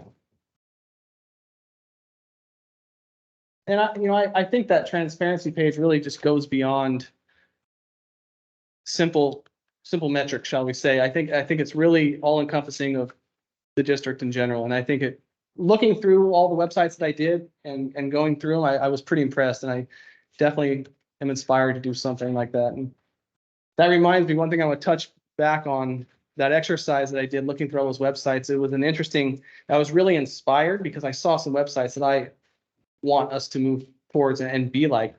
But believe it or not, I saw a lot that were pretty, made me feel a lot better about ours. Yeah. Like, wow, ours is pretty darn good. So it was both. It was both inspiration and being proud of ours as well. Like we mentioned with the CIP and the construction specific outreach, that is top priority for me. We had the tank project going on down in Copper. I put out a one pager for that, and that got a lot of positive. There was a lot of thanks for giving us the update. I did that on social media, and I think that was a really good way to reach out to the community, kind of giving this heads up. And the feedback was really quite good. And I think we should be doing more of that. And that's definitely a goal of mine. Like I was saying, with all the board and committee meetings, I think we can up our reports, like specifically the financial report and all of them in general. I think we can always strive to have better more easily understandable information presented to not only the board, but to the public. So I'm going to continue with trying to advance our social media, but more specifically, I want to continue just all outreach. That is not our only focus. I think all outreach is going to be that, again, an evolving item that I think we can always strive to do better at. And then focus on those strategic plans, those objectives. I think that was laid out really well. And I think we need to focus on benchmarking those. One thing I liked about that water district I showed you earlier, the OTE, they had somewhat of a progress on their strategic plan, like what's being worked on, what's been completed. And I thought that was kind of inspiring as well. So that's definitely something we can keep on working on. So that is the end of my Okay, presentation. So Go ahead, Cindy. That was a great presentation. Thank you. And I'm really pleased to see the outreach priorities. But of course, I would edit some, move them around a little bit, but I believe what I hear is these projects should be handled in the External Relations Committee. And I think that's really important. And then certain things be brought back to the full board when warranted and updates and stuff. So thank you for that. I'm gonna go backwards a little bit. So looking at the strategic plan and the objectives, I think that is amazing. But I believe what our strategic plan might be lacking, which is what I believe our customers are asking for. How are we measuring how we're achieving these objectives? So we're going to work on that. How do we know how we're performing? I think they're great objectives. My eyes are going, oh my goodness, that's right. And so, and the other thing that brings to mind is, we need to probably annually as a full board, look at the strategic plan again and make sure there's no additions or, again, where's our performance? How have we met these objectives? And again, somehow we got to figure out how to know where we stand on that. On your next door and the X on the next door, what are impressions and thank you counts? I'm still kind of figuring out next door, like I said, on the back end, but I mean, impressions are basically how many times it's somebody has seen it. Like or maybe done Yeah. like a thumbs up or And something. yeah, like and that's that. Okay. that's what the thanks are. That's like, Okay. that's a heart, or that's a thumbs up, or Yeah. all those, yeah. And then I couldn't see the small detail because, I don't have the best contacts. But on these, I see that it's up by a certain percent. Are there actually the amount of followers like on Facebook? Is it follower? I forget. I don't use it. Yeah, But so they're in here somewhere. You know Yeah, how I many think followers? that might be, I can go back to it if you'd like. Well, no, I mean, it's not really important for right now. I just think at some point it will be. That's going to help us set our goals. So it's like, okay, we have 65,000. Well, that wouldn't even be. I believe our 6,000 users and our goal would be 13,000, right? However many customers. So, Right. I believe our followers are up 93%. So the one that, Yeah. I believe that's what it was. and that's great information, but at some point, I think we need to put in, what are our goals for these things? We have them. How can we best use them? What is the goal for that? But looks great. And I think that's really good. Absolutely, goals are great, but with social media, I think we need to identify what are our goals as a water district. I mean, I don't think we're not like, we're not an entertainment company where we're, Yeah. but as it pertains to social media, what again, I don't want those to be benchmarks to where, oh, next year you're only up 800%. Right. What are you guys doing? We don't Yeah. want it like that. We Yeah. want to be looking at the number of people that are either visiting and or signed up to receive these. Yeah. But as a board member, I want to see this information because that helps us determine how well you are doing, I think. You know what I mean? How are we doing? Are we helping them set the goals? And how is everybody doing? So that's extremely important. But of course, would help you as well, every one of you, if we start having some of these goals identified and how we're performing. And it will take some time. I understand that. Damon, I have a question for you. on your, on this one right here, this graph, I think this is great and I'm glad it's up there on the website. But just a couple of things. So on the work orders, are the repairs and the replacements included in the work order? Right here? Well, I mean, You know I'm what? not sure how you characterize this, Okay, That's- okay. It's a cartoon.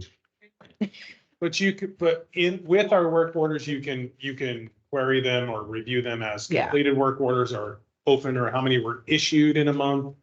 Right. And then based on discipline. So Yeah. was it a work order for a mechanic or was it a work order for an electrician? Right, and see, and that's some of the stuff that I think that well, you for sure want to know. Right. How many of these work orders were regular maintenance versus repairs? That's some good valuable information I would imagine used. Yep. And the USAs, I know what those are about. Yes. And are those considered a work order at some point? I mean, it's obviously not included in this number, but it is some kind of action that an employee has to take. Correct. So yeah, we have kind of a different culture when it comes to how we characterize work orders. So if it comes through customer service, it's a service request. And if it comes through the field or anywhere else, really, we call it a work order. And so, yes, USAs are contained in the work order side of the house. Yep. Right, right. Anyhow, I think this presentation is really nice and I think really helpful. And I think I'm kind of going to morph into why I wanted this on the agenda. And that's this point, right? Mhm. Okay, so I wanted this here to get an opinion from the board. Is this a direction that we want to go in? And the way I see it is not just a metric thing, it is a responding to customers and building a better customer communication in some form or fashion. And I'd like to know, and also with that, I think the board should say, yes, let's move forward and improve on this and develop it in some way or fashion, this communication. But I also believe it should be done in the Internal Relations Committee and then brought Internal to the or board. internal or external? External. You know what? We need a different name. I'm sorry. I can't get it right. And, it's just, Add it to your first agenda. yeah. So anyhow, that's the way I feel that we should obviously go forward. And I want to know what the board feels or. Well, we're not ready to ask that question yet because we Okay. have some customers here that want to communicate on this topic Could I too. make a real quick point, President Thomas? Well, maybe. Go ahead. Sure. I just want to respond to a few of those, but I really wanted to highlight the comment about the strategic plan, because I think we are overdue. I'm Yeah. the first to admit that we are overdue for a check-in on that. It's something we have talked about among the management team. It's just, one of those things that we haven't yet been able to get to. We've talked about whether we bring the consultant that facilitated the development of the plan back, or whether we do it internally, and then how do we go about doing that? So that is a work in process, I think a priority once we get the management team staffed up again. But I appreciate that comment, because I think that is something we really need to prioritize this year. And then in terms of more customer feedback, I want to point out too that Kelly has already started doing some surveys, and we're kind of still in the development phase of that. And whether it's tied to presentations, or he did one this week that went out to all staff as sort of a pilot to gather information, and it was, I think, very informative. We're learning a lot about that. I think the challenge with surveys is you'd have to be very, to be clear about the information you're trying to get, what your objectives are, and then make sure that you're careful in how you frame it and how you present it to gather that information that you're seeking. So I think, but in the near future, I think we've already made a lot of progress in that direction. And in the near future, I think we'll see some of it that's customer facing and get more customer facing or customer information. I just think in general, Kelly's done a phenomenal job since he took over in this role. I think we're going in the right direction already. From my view, the committee reports and the board reports that you see from the different departments already are presenting the information that is most frequently being requested of us.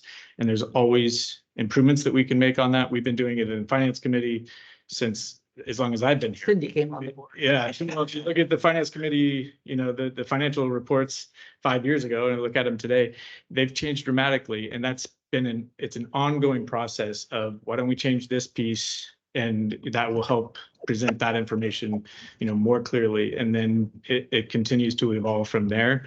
I think it's gotten a lot better. Director Skata just pointed out before this meeting some other things that we can do to make it even more, you know, make some of those reports even more informative. So that's going to be an ongoing process, and we're always going to try to improve how we present those reports in each of the committees and when we're at the board. So my my feeling on it is we're on the right track, and that we should stay the course and continue doing what we're doing and improving on what we're doing. I also just think we should be very cautious about taking on bold new initiatives, and what would we be trying to achieve in doing that, what resources would have to be set aside to do it. Because right now, I can tell you from a bandwidth perspective, it would be taking away from another priority in order for us to shift to develop something else. Kelly mentioned the staffing shortages that we have. We have a water resources department of 2 that has nobody in it. It hasn't had anybody in it for a while. We have 2 accountant positions, both vacant right now. So to take on a big new initiative that from my view isn't necessary, because we're already doing the reporting that we need to be doing, would be a big challenge for staff. And so I just think we should be mindful of that. Okay, those comments are noted. We've been at this for an hour and a half. I'd like to, before you get subjected to some questions from our customers, can we take a 5-minute break and pick up right where we are? Okay.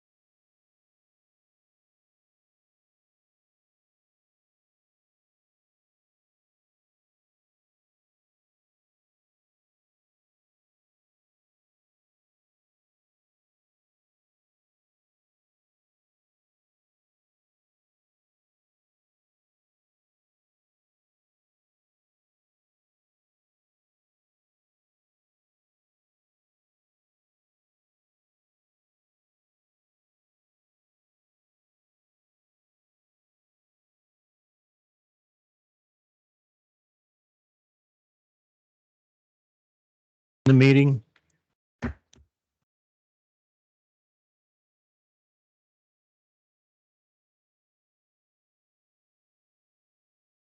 Give it up. Hey. Call it the best. Your problem. What's your problem today? You don't have anything. Yeah. I'm just sitting here, I'm observing. Pretty lively meeting. All right. Okay, I see a hand raised up there on the online. Folks, can we ask who that is or? Yeah, hi, can you hear me? Yes. Okay, Mike Rogers from Valley Springs. Hello, Mike. Sorry I couldn't be in attendance today. You know, my background, as I said before, is, you know, I'm an industrial automation process control guy, and a lot of my clients over the years all are focused on continuous improvement programs and so on. So I'm encouraged to see the meter program and the customer portal and things like that roll out, because I think they are part of what I would consider continuous improvement initiatives. You know, Michael, to your point, I realize that, you know, resources are limited, but I don't think some of these things that we think are important, and I think, you know, speaking for the CCWD advisory group, you know, we're looking for things that are measurable and have a financial impact on the district. There may be a lot of things that might be nice to have, but if they don't really have much of a financial impact, then, you know, maybe they are secondary or on the back burner. But I'm really looking forward to engaging further and having a workshop discussion to see what we can reasonably achieve. You know, my experience is that you set parameters, you measure, you monitor, and then you act. And I think, you know, this is the portal and things like that are a great example of where we're moving to be more proactive than reactive. And so I see that as a positive step forward. So I just wanted to make those comments. I don't really have any questions right now, but I'm looking forward to, you know, further discussion with operations, with customer service, finance and so on, to see, you know, what things can be reasonably scored and measured. Certainly, you know, examples would be things like controlling overtime and so on. So response times, you know, time to resolution. We think those are important things to monitor. And so, you know, I look forward to further discussion in some sort of a workshop type environment. And again, congratulations on the rollout of the portal. I think that's a great step forward. So thank you for your time. Thank you, Mike. Okay. Anybody else wanting to make some comments? Come forward, please. Francisco de la Cruz again. I was heartened to hear that someone else wants to update this document. It's what, a 5-year-old now, maybe going on 6, but it's still good for 2 more without having to change it. What would be helpful is, you know, looking at customer experience objective CE3 to implement strategies to get customer input, e.g. customer service surveys to inquire about experiences, obtain feedback, understand priorities, and learn communications modes. Dovetails with what y'all were saying you wanted to do 4 years ago. But the critical one that, you know, got my attention, and I said, well, you know, they said back here that EO 11 under enduring organization objectives, develop and utilize performance metrics for district activities and implementation of the strategic plan. Okay, so this is something you all said you wanted to do 5 years ago. So it's time to, you know, get in line and say, well, we're a little late, but better late than never. Because the never is what got us into the negative perception from customers. They weren't with you. They didn't understand. They went, what the hey, how come? And despite the 50 or 60 meetings you might have had during those intervening 2017, 2018, 2019, 2020, et cetera, except for the COVID stuff, it might as well have, you might as well have been talking into a hurricane. Nobody heard you. Okay. And they reacted to what you had to do. I mean, you had to do something. You were running in the red, right? You can't run in the red forever and expect to be successful. So when we recommended this phased approach, we know that it's not going to happen like that. That's why we're saying, well, where are we? Because we don't really know what we have. You all know what we have, but we don't know what you have that is useful and is directly related to the cost effectiveness, cost efficiencies, cost reductions that are necessary so that you don't have to have those high rates.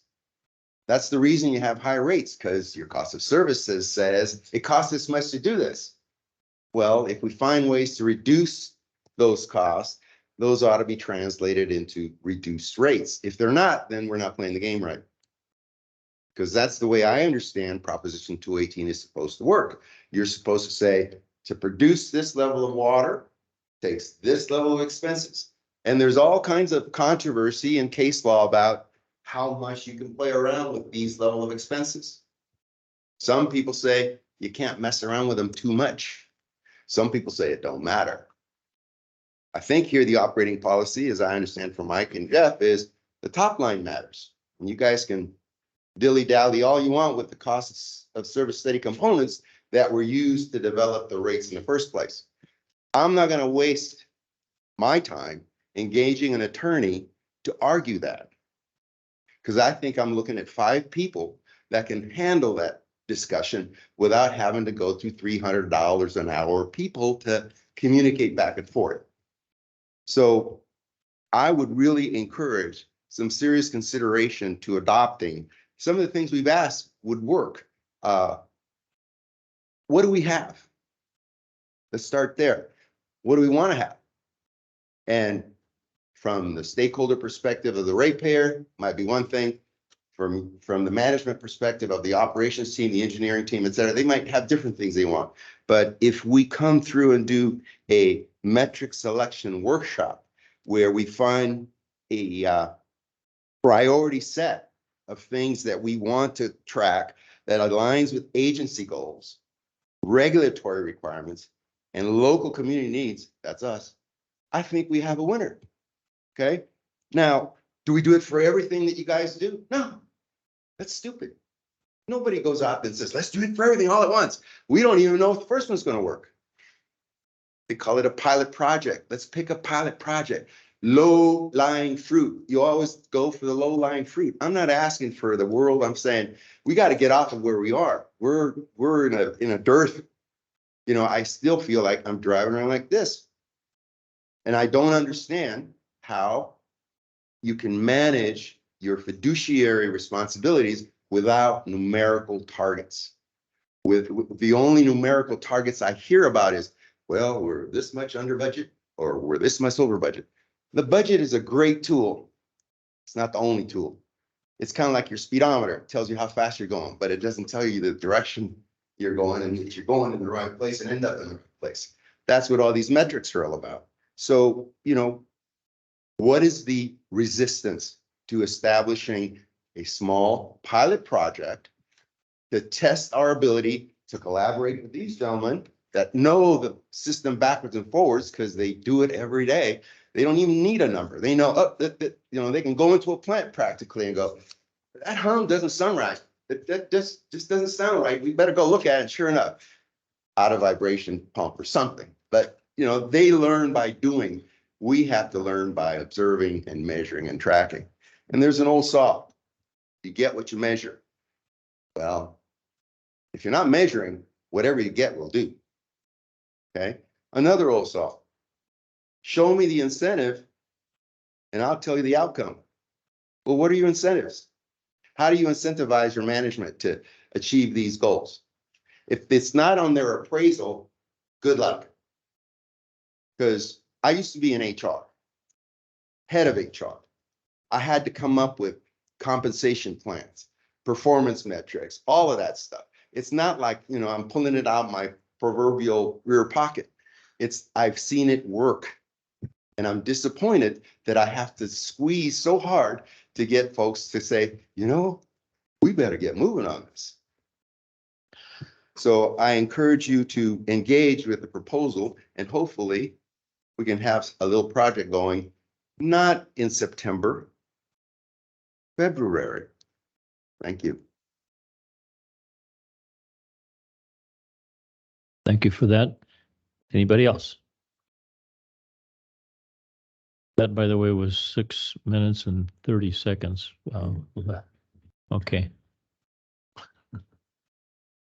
Mike Castro. I wanted to follow up on Director Davidson's recommendation to basically give a hit list of accomplishments for the last 15 years. It can be 15, can be 25 years. Along with that, I would like to see what the projects were budgeted at and what they ended up at. Yeah. Okay, I want to see numbers. So you can give me a list of what you did all day long, but I want to see how it calculated out in the end. Yeah, Okay, thank you. current projects as well. Yeah, absolutely. And we do that, but we can put it in a format that people should be able to, 2 clicks away or 1 click away and see it. I agree. One of the kind of, I don't know if interesting is the right word, but in the last several years, we've been shocked where our engineers' estimates have been, provided by knowledgeable engineers, and the bids come in at 30-40% higher than the engineer's estimate. So I don't know how you can perform a matrix on that. Well, I think there's 2 categories. One is the, the engineer's estimate and then comparison to the bid, but then also bid and then complete project. Our engineers aren't, economics professors. They don't understand, they don't have all the data to tell them what's going to happen 6 months from now or what construction prices are going to be. So, I understand how that can happen, but we certainly want to keep an eye on both of those categories, is the before and then the after project. And also maybe how much, if any, grant income was used. I imagine we're tracking grant. But, Yeah. I was, we are getting a little sidetracked, but I wanted to clarify that we frequently get engineers' estimates from outside consultants that have been, helping to design a project, and then they miss it too, and they're supposed to be on target, and maybe they were. But the nice thing about it is we've had some bids lately that are under the engineer's estimate, so that's a step in the right direction for us, but maybe not for the economy. I don't know. Anybody else? Mr. Copeland, you're awfully quiet today. Okay. I wouldn't mind responding to a couple of points. If that's right, President. Sure, go ahead. I just want a couple of things. I think it's a gross oversimplification to say that we only focus on the top line and that we don't look at our financials, beneath that. That's just not true. We go through our budget meticulously in budget development every year, and transparently, the board's involved in that process, and we'll be starting again on that process soon. And we're hoping to make improvements to not only that process, but to the budget document. I want to just reiterate, I think we're the place for these reporting mechanisms and the place for this discussion is in the existing committee meetings that we have. I don't think we need a pilot project. I don't think we need a separate effort in addition to all of the committee meetings that we're already doing, where I think this belongs. I don't think staff has bandwidth for that right now. And I think we're already doing a very good job of reporting out, and where there's room for improvement, let's have that discussion in those committee meetings and address those areas where we can improve. So that's my 2 cents. Are you finished? Yeah. Go ahead. Okay, I have a couple comments I want to make. I support Cindy in the effort to move something forward here. I've seen the long expansive list from the um, Public Advisory Committee is expansive. I mean, it's huge. It's hard for me to get a wrap on. I look through the list. I know the stuff exists. I know it, but the trick here is to try to make these complex issues and like our infrastructure, and the needs and the regulatory compliance and how to make that into something that the public will be interested in and understand. And I support that wholeheartedly. It's not an easy process, but again, when I heard that we only look at the financial side, I mean, I take offense to that also. You know, it's more important. I mean, the regulatory compliance is really the big issue for us. And I think that if we're gonna, one of the categories that I really want to make sure that we monitor and put it on some easy form, you can call it dashboard, I don't care what you call it, pie chart, but is, cost versus regulatory compliance. You know, I think that we need to show that so much of what we do, so much of what we spend, even the data that we talked about earlier, was spearheaded because new California state regulations require us to report differently than we were 5 years ago. And so we made that investment. Those are some important things. I mean, I think one of the things I think is I just wrote down a couple of ideas that I'd like to see. Rate comparison versus infrastructure investment. I'd love to know how we, and I have a good idea how we sit with mother load agencies in that category. And I believe we're at the top of that. I believe we've invested more in infrastructure by far than any of our neighborhood agencies who all have similar rate structures. But it would be nice to have that comparison and for the public to see that we are putting a reasonable investment into the future infrastructure.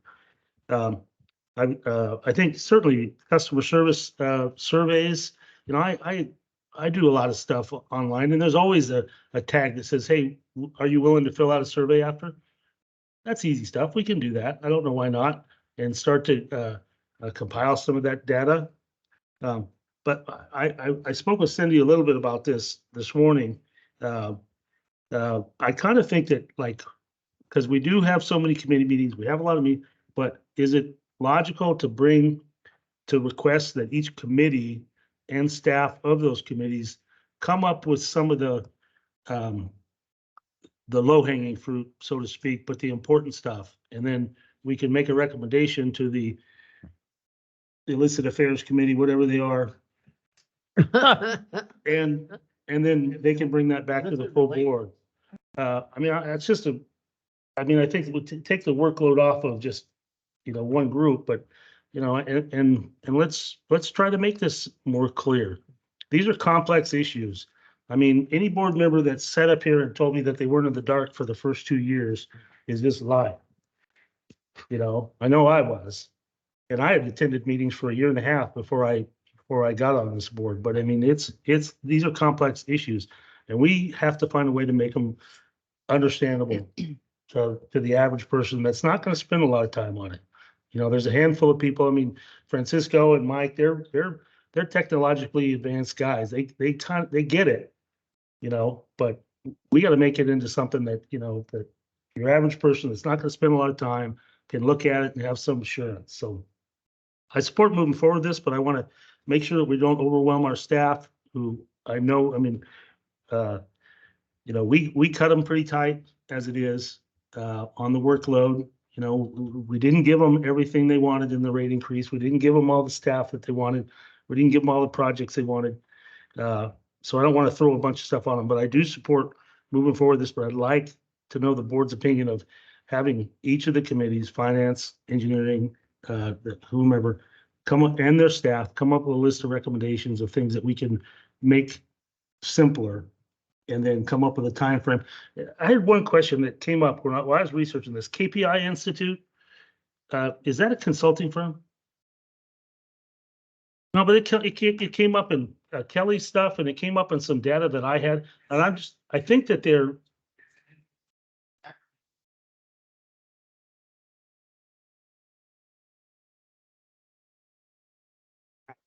but see, but the KPA Institute. Okay.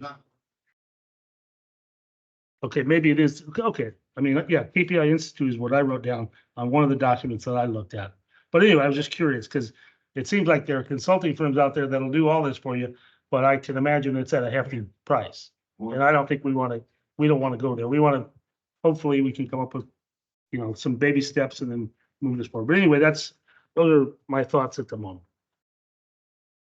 Good, thank you. Anybody else down there?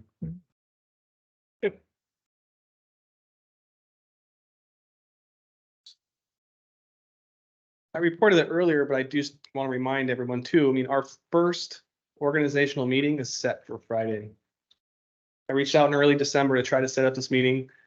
That's where this can start. This is where we can have that conversation. In some senses, I think we're jumping the gun a little bit. We haven't even sat down with you guys. Yeah. We haven't set up for Friday. But We shouldn't have conversation from the audience. that's a quick. Without it being, recorded, so people online could get an opportunity to But see what the conversation is We going on. honestly look forward to that meeting. I think that's going to be the start of where we can start talking about all these things that are brought up. So remember, that's our first organizational meeting about this. We don't have the calendar set out yet. Yeah. Okay, good, because I don't have it on my calendar, but I can make it. That was supposed to just be between staff and the advisory. Oh. Again, to really get this thing Can I started, go? to again, like they said, to identify and agree Mhm. on these metrics. That's going to be a really Okay. great spot to But start. we'll have other comments here, but I think that all of us, including Francisco, has indicated that it won't be this long list of things. We should pick up 2, maybe 3. That's why maximum. that meeting is going to be Yeah. the perfect place to identify Okay, these. good.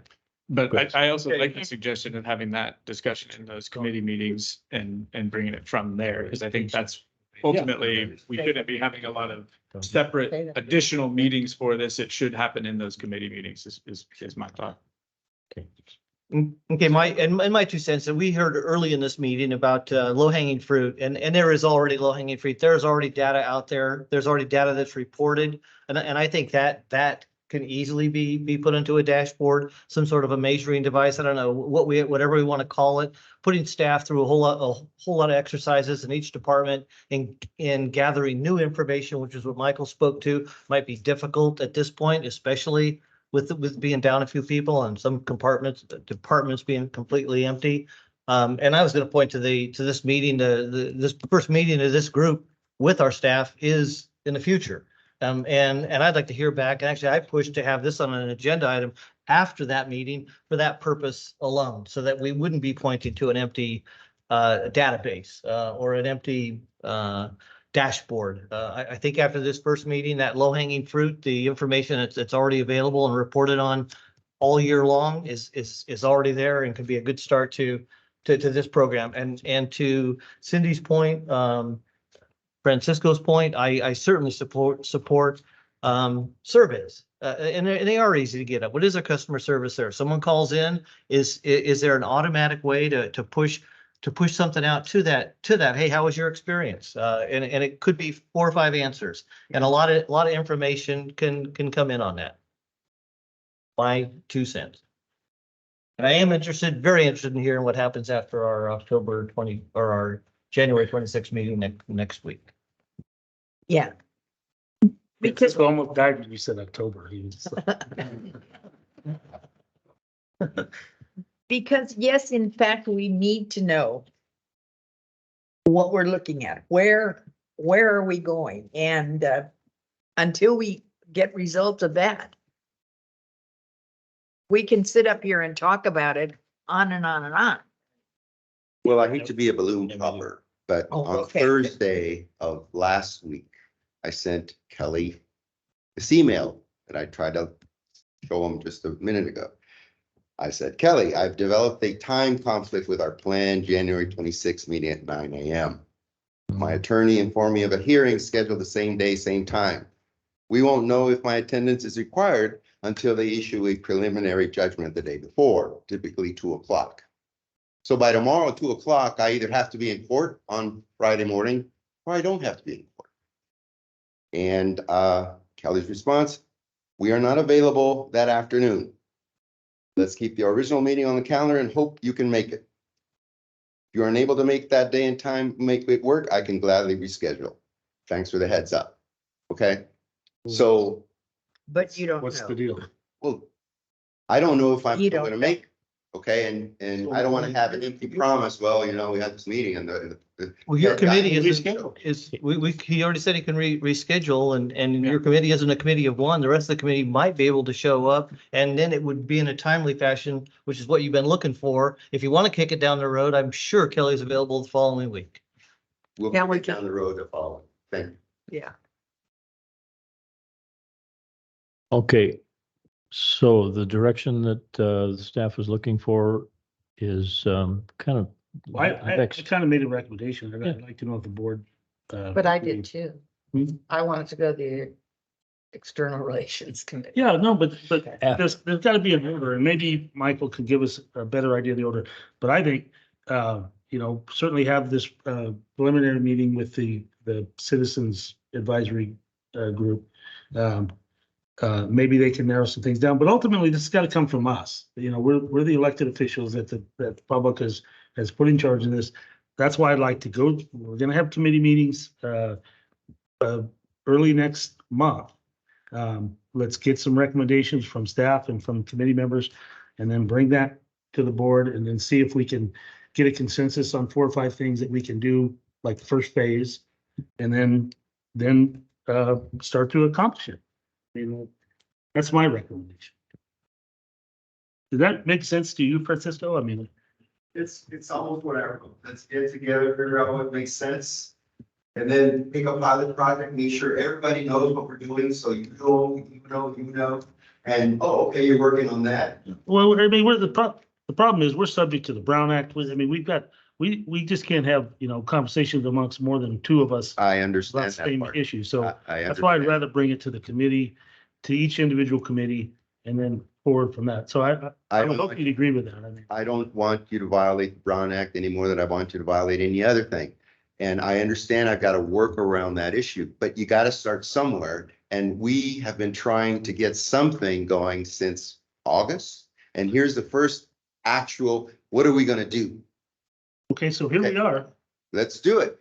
I just said, can't make the 9 o'clock. I don't care about that. All right. I'm asking you if you agree that we can take this through the committee. Yes. And bring the recommendation. Sure. Okay, Yeah. well, let me clarify though. You want each committee to come up with some recommendation of what they want to measure or whatever. I still think we might get more done if it's done through the External Relations Committee. I think us as a board, Well, I what don't is the think we commi- what have is the external- option. What is the External Affairs Committee gonna recommend from the engineering? Probably CIP, but why couldn't we reach out and say, make your recommendation? But I believe we need to start really on this ground floor and develop how we want to do this. We haven't talked about it yet, and I think that would happen more in the External Relations Committee, Right. a smaller group, a little bit more informal than this. And I think the way I envision, I'm on that committee, I envision all of us sitting at a table down there and talking about what we want to do, I not just agree. on this I DS agree. kind of a thing. I agree 100% that this should belong. Staff will have gone to the engineering committee, staff will have Yeah. gone to the finance committee, staff will be in the room sitting at that table. That's the purpose of the external relations committee is Right. for this This, exact purpose. And then bringing recommendations to us, I think is awesome. We're gonna have one meeting between staff and the advisory group, another meeting I think should take place between then and when it comes to us at the external relations committee. That is its purpose, just like a project, a construction project would be going through the engineering committee and not every other committee, even though it does touch base on finance, external relations as well, as depending on what you're doing. I think this is the purpose, and to give that group, that committee purpose, there's huge purpose going to But happen see- this year on that committee if we allow it to grow. and that sounds good, but the one component that I feel is missing, I think the committee members should be part of the discussion between staff and their advisory group, There- because I know I have a lot of ideas I'd like to input. Yeah. So, you know, I completely agree. I think we it should do shouldn't in be committee. meeting separately with them, because then the committee might be, now, wait a minute, you know, I don't want to be this arbitration of, or making the final decision. I want it to be a group effort. Everybody has a stake in the game to what we all come up with. Staff can voice, let's say, I say, okay, I want to measure how much income we've collected based on the rate study. And the staff could say, oh, that's really easy. Or, man, do you know what it takes to do that? And then we all come up with a solution, and we agendize in our committee what our goal is that day. You know, we don't have goals that we just go there. And I think we can be more productive in a smaller setting. And then, Okay, can I ask Michael, so you think it should only go through the, because it has to come back to the full board? at No, some point, No, my point is, I fully support having that discussion in committee meetings. That's where I think it belongs. So I don't think- she's saying No, I only think it through can be, external it can affairs. be, and I think it can be kind of might be the primary committee where we focus on it more in Yeah. detail. That's what, I also that's think exactly what I proposed. we already talk about performance metrics in finance committee. We already talk about performance metrics in engineering committee. We track a lot. We report out. I mean, I disagree with Francisco that we've been talking about this since August and haven't done anything. I mean, that was kind of the point of Kelly's presentation, is we've actually done a lot in response to these requests since then. It's showing already on our website and in our committee reports and our board reports. We're already making progress in that direction. And I think that's the direction we should continue to go in each of those committees, and then have a more robust discussion of the overall effort in the external relations. I think we're kind of saying the same thing. But I agree. let's start with that. And then obviously if there's something that needs board approval, it's got to come to the board. Right. But at this point, I don't think there's anything that needs approval unless there's something major. Okay, we're going to do, you know, especially if it costs money or something, right. right? We want to do surveys that cost X amount. So it comes to the board for approval. I'm Okay. fully on board with that. And I think, so if we want to just reschedule, because I have a number meeting Yeah. on Friday that wasn't on my calendar when we first set the meeting for this Friday. So I have a conflict too. Let's So if reschedule. we can just reschedule for the next external relations committee, let's have the discussion there. And then also in each of our committee meetings, though, talk about where we can improve our reporting. What else do we want to see in each of those committees? I just hate it when the president loses control of a meeting. So let's slow down here a little bit. What I'm hearing you say is that the postponed meeting that is going to be required will in fact take place at the regularly scheduled external relations committee meeting. Is that? I would like to comment on that. I think that would be a great suggestion if it works for everybody's calendars. I mean, and we can adjust. We try to keep our committee meetings on regular schedules, but it's not uncommon But to change either. What I thought I heard you say earlier was that this advisory group was going to meet with staff and work out a game plan and then make a recommendation to the committee. I think Director Skata has a good suggestion that why not have that at the External Relations Committee meeting, because External Relations Committee members are going to want to have a say on that, I imagine. So I think that would be a good time to have that discussion. My only comment on that, though, is the External Relations Committee is not till February 27th. And I think we've waited enough, and I'd like to get going. So can we do a special, because we didn't have external, well, we did, it was early in January, but can we set up another one for next week? External Relations Committee, and then still keep our regular scheduled one, the 27th. That's what I'd like to do. I want to get moving on this. And I think we can. And it's going to start from the ground floor about, you know, staff, you know, that's what I'd like to do. What do you think, Michael? Why don't we follow up offline in terms of scheduling? Next week's going to be very tough. But we can follow up with the group and with the committee and find a date that works for everybody. I would recommend the 13th if that's agreeable to anybody. It can't be 30th, 31st, 1st. I mean, because now we're only 2 weeks before our regular meeting. It's like, when I heard the 26th, I'm like, oh yeah, that's 2 more days. Good, let's get going, you know? Didn't realize maybe I wasn't included. But we don't have any time that we could put together. Well, I think for let's next follow week? up with that online, so we're not just doing Okay. calendaring right here in open session. I'll coordinate that with everybody. Thank you. Okay, so hopefully staff and the advisory group has some semblance of direction that want to move forward with this, but Yeah, I think we agendize this for next external relations committee and we'll go from there. I think that's a good outcome here. keep But us- no, we want to schedule another meeting. So we're We'll gonna try have to- 2 we'll try to external move it. relations committee. Yeah. Meeting. Hopefully this will be my last comment on this, but Francisco, I got just really kind of overwhelmed when I saw on this list of objectives and measured activities that trying to keep tabs on how we're doing on leak repair. Repairing pipes, you know, about how many pipes did we repair last month compared to 2 months ago, and I think that if that comes back as one of the primary objectives of this thing, it's goofy. Can't do that. Well, No, but my point is that we've got 350 miles of distribution line, main line, and probably 100 miles of laterals going off to these houses and stuff, all put in the ground, or much of them put in the ground with backfilled with native rock material. I mean, I've got a pipe back here that's got, We also have a list of every one of those at our engineering committee. yeah, Right. yeah. I mapped them for you. Hmm? I took December's, I Thank you, took, but we actually have them mapped ourselves.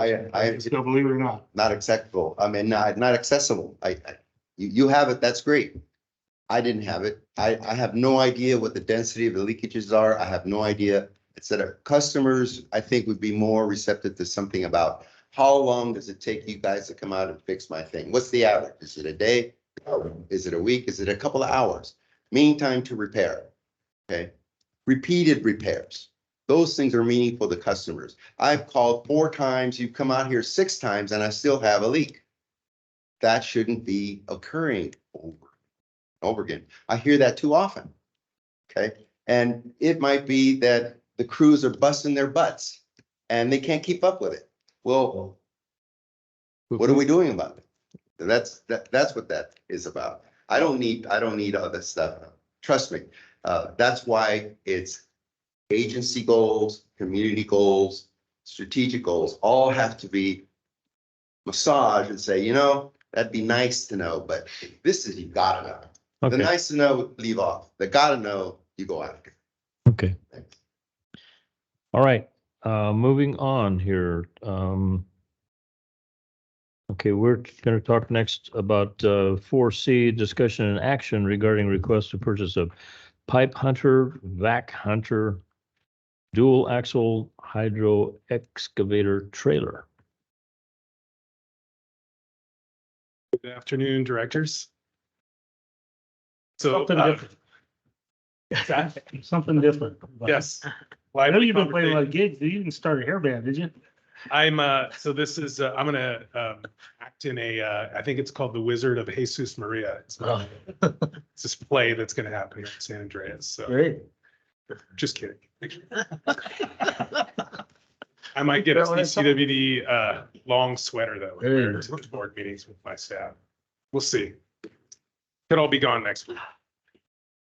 So this time last year, operations, we work on our budget. We had capital outlay requests, and they're always really focused on improving our ability to respond to and repair failures that occur out in the system. So one of the items that we identified was a vac trailer. So this is as opposed to a vac truck. So, you know, folks will see down in Rancho or on the pads or in Copperopolis, we have these big heavy duty on highway vacuum vehicles that can pull up to a leak and suck an 8-inch hole out of the ground in minutes. Well, the request here is West Point doesn't have anything currently. So when there's a large leak or even when there's a service line leak, you have a couple options. You can hand dig it, which takes a long time. or you can call for backup from Jenny Lind and they can road one of those gap vacs or the vac truck up from that service area over to West Point to complete a repair. That, that's time, that costs money, that's time. We have to deploy other folks. So we're moving resources around to make repairs in West Point. So we put an ask out on the budget for this fiscal year for a vac trailer for West Point. And while we were working on the budgetary analysis, we asked for some quotes for, and so Pipe Hunter provided us with a budgetary quote at last year, basically this time last year. And they've been able to honor that price as we've been routinely upping these quotes. And the system that they're offering at the cheapest price for this budgeted item is comparable to all the other ones. We've solicited bids, or I guess you would say quotes, from 5 different vendors, I think it was. And one of them didn't have a comparable trailer. And another one issued 2 quotes for different manufacturers. One was quite more expensive. And so the short ask is this is an approved budgeted item. We would ask that the board approve the purchase of a vac trailer for West Point so that we can reduce dramatically the number of trips for our gap vacs and our vac trucks up to West Point to make repairs. Has this been presented to the engineering committee? I don't know if this was presented to the engineering committee. This was presented to the finance committee during budget last year. This is the approved budget item. Yeah, correct. Okay, On the capital outlay. I'm gonna move for acceptance. Second, I have a couple of questions. Of course I do. Right? So, I see that we have roughly 179,000 budget in the capital outlay. You're going to spend 127 change, so roughly $51,000. Is that enough as a backup plan? For if you have something else come up? And then the other question is, this bid was given in October or something, or last year at some point. So is it still good? And another thing, is it efficient to do this? Probably. But my question is, how many times does the truck from Valley Springs or wherever it comes from go up there to make the repairs a month? How many repairs are there? And with the rate increase, I want to keep an eye on all the large expenses. And yes, it was budgeted. And I'm sure it would be great to have one because I know access is an issue in West Point. But I'm just curious, how many call outs do we have using that truck in that area?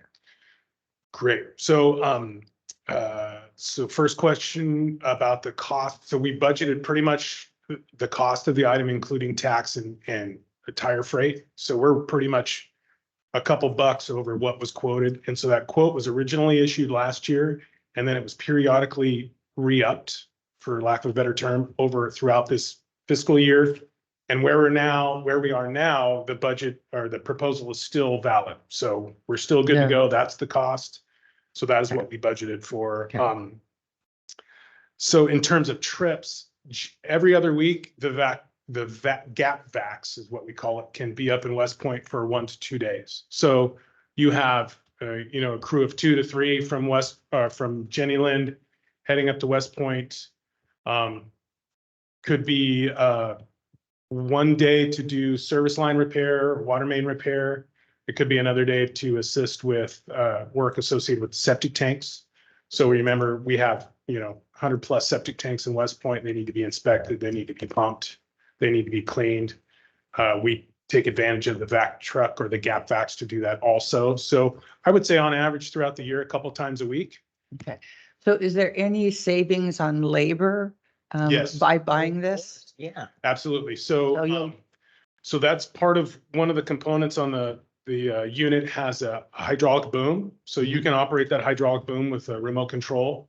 And so, although we tend to work in pairs, we don't generally want to have Right. somebody work solo, but in an emergency or in a pinch, Mhm. you could operate this thing by yourself. So, and it's also smaller. So, as you can imagine, West Point, there's a lot of places that are tight and have limited access. So you can oftentimes get a small 500-gallon water tank vac trailer into somewhere, or you might not be able to get a big giant gap vacs. Well, over the years, it seems like we've talked about this for quite a bit, and the reasons behind it. We talked about it in the staff report about using shovels instead of this thing, which can't be healthy or, Right. or time, and a lot more time consuming, the time to be on the road for the two people driving from Valley Springs up there and back, has got to be half a day. Cost or- savings Or more.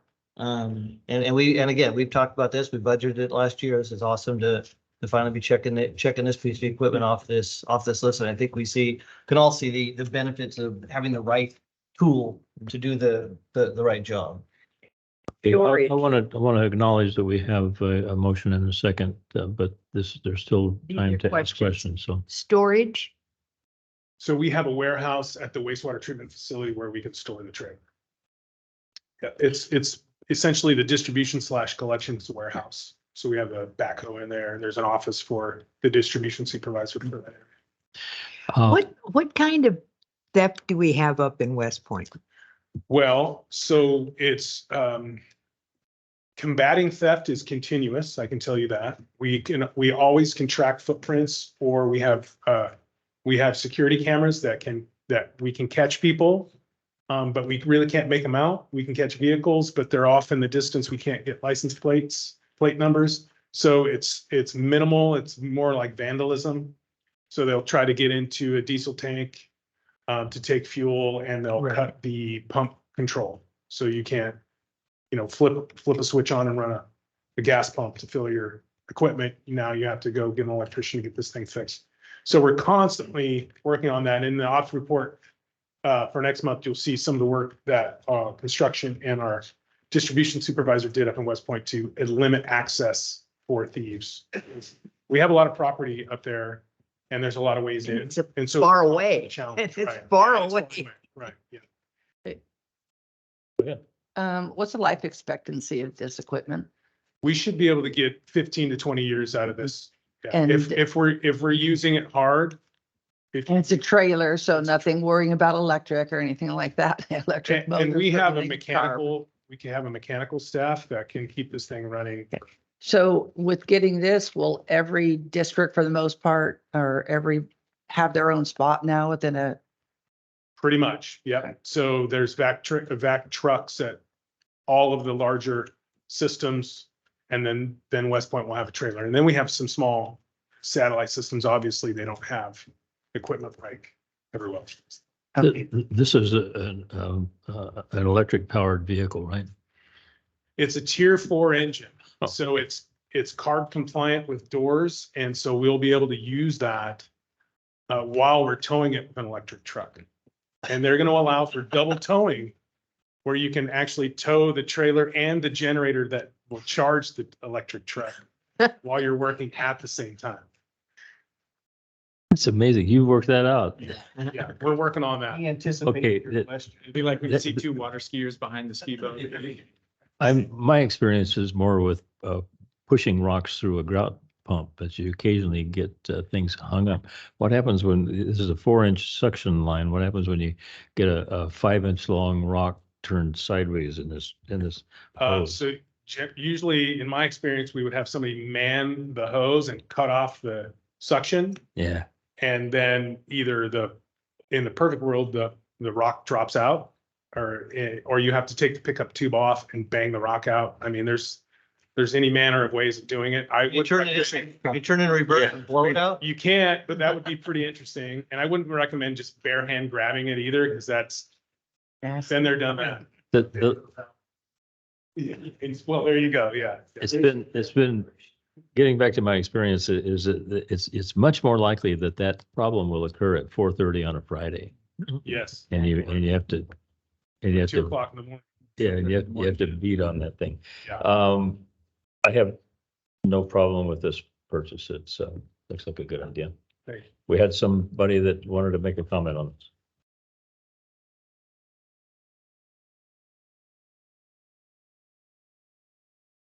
Okay.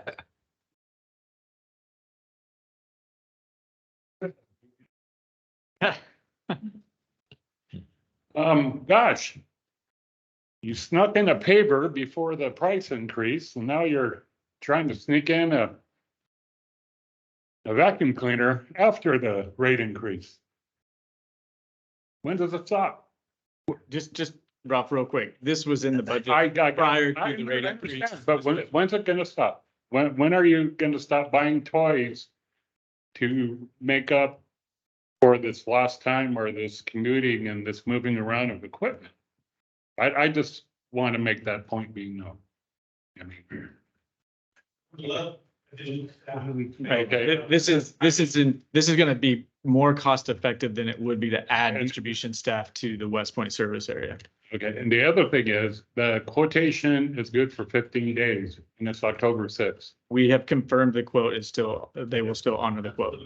You have that in writing? We do. Why isn't it in today's notes? Because Well, you're, I didn't realize that there would be this level of concern with it. okay, well, because the other thing is, this being a new year, this is a perfect time when we've seen price increases at the beginning of the year. So an October price could be 5% more.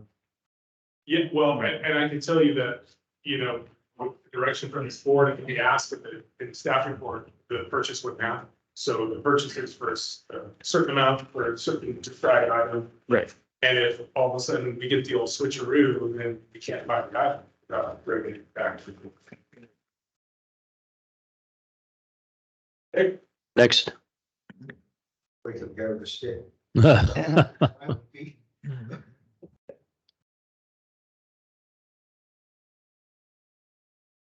My questions piggyback on what Ralph just presented.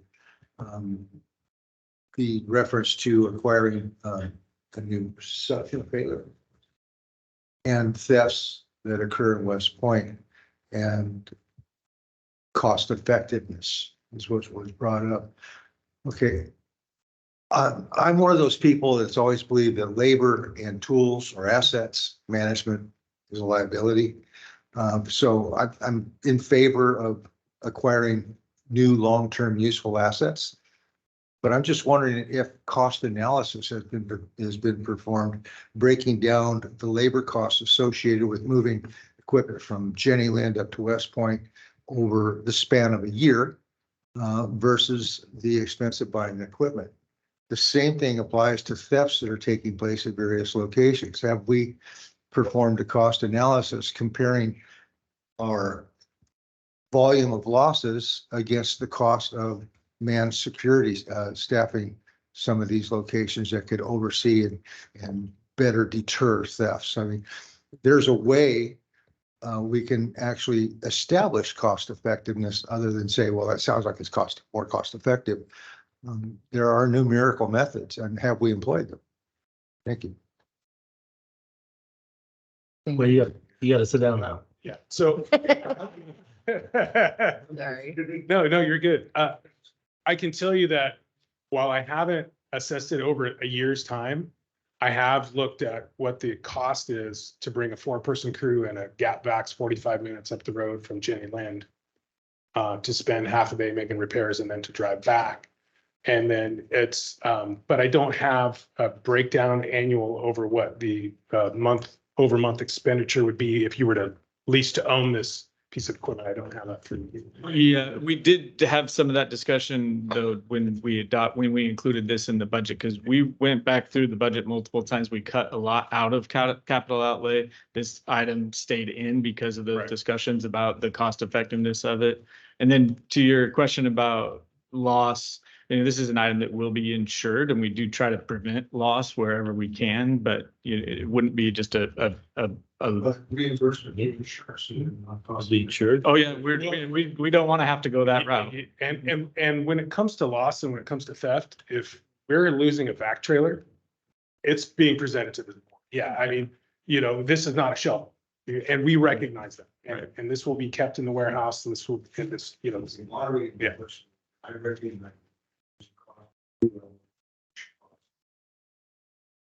You have those stuff. That is much easier. I get much easier to justify new process. It's pretty helpful.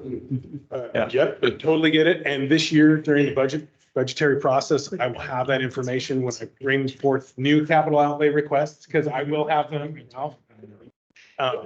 Damon, bring that information forward, and I understand. Damon, if you could have just, we're saving X amount annually when you come to the board for the request? Because even though we talked about the budget, but which was approved last June, we're almost a year into it and I couldn't tell you what that was. I'm sure there is a savings. But it would be nice if you just said, we're going to save, $50,000 a year annually or whatever. And after X amount of years, we'll pay for itself, right? Hmm. So if you just had that real briefly in there, it would probably help me and, The other thing that we're not talking about is the miles on that vehicle from Valley Springs back and forth and back. They only get so many miles out of each vehicle. And we're wasting a lot of them on that trip, and we don't need to keep doing that in the future either. Yep. Part of operation, so you have to include it. Yeah. Right, or avoid it. Patrick, I did, a couple months ago, I did a quick just mileage estimate. So it's from our Lockington warehouse to our West Point site, it's 30 miles. So that truck gets roughly 4 to 6 miles a gallon. So we're using 10 to 15 gallons each way every time we take it up there. So And there's that. yeah. and again, if that's in the report, you probably just get a quick, okay. I think. You know.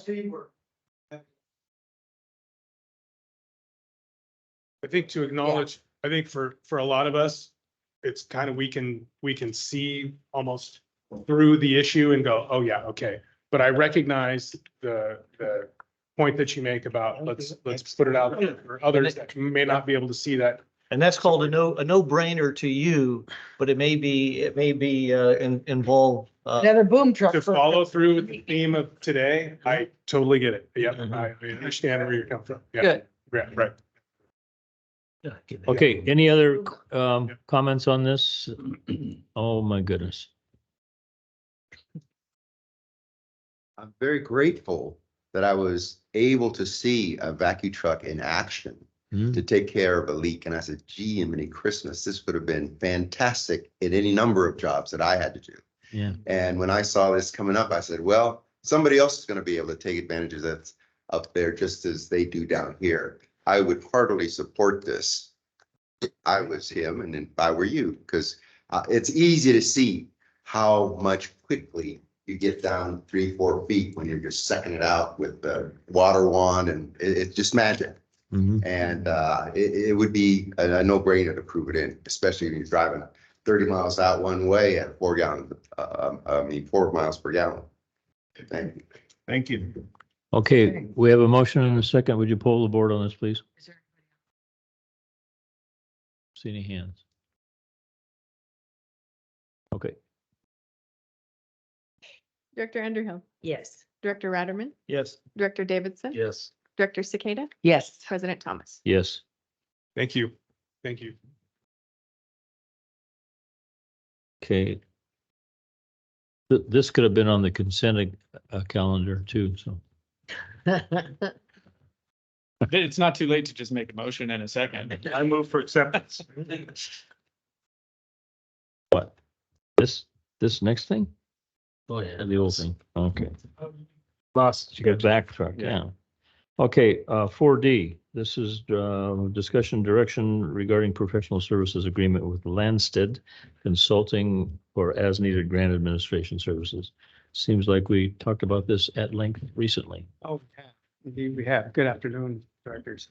So this is just a proposal that we received from a consultant to help us through our grant process, basically highlighting which ones are out there, which ones are viable for the district to apply for. Because there's a lot of grants out there from federal and state agencies, they're just published daily. And so this service is to provide a screening process to kind of screen them out that are more applicable to our needs. And so, and then there's also some knowledge that has to go into the screening process, because you have to kind of not only identify which ones are applicable to our water or wastewater system, but also competitively, are we, spot on for that? And if not, if it looks like, we're not competitive because it's really for a larger agency, or it's, something else that, we have to kind of weigh it, because the whole application process, as you know, is quite lengthy, quite onerous. And so to go through that, we'd rather have a better strategic positioning in terms of whether it's viable or not. So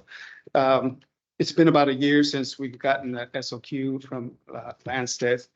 And we've kind of been, Michael reached out to this organization or company, I should say, because they do provide this service to other neighboring agencies as well. And so we've got a few samples of what they provide to our neighboring agencies. And it's probably something that can be very helpful for the engineering department in order to just kind of screen back some of these grants, because there's a lot of grants out there, like I said. So we do have it in our budget. It is part of our professional services budget. So it is covered there. And this is looking for just a 1 year. We will, always evaluate the service to see if it's a value or not. But, if it's a value, we will continue with it. One thing to note too is that they can help us through the application process, but I don't want to necessarily overuse the budget for the application process. I think What's the action requested?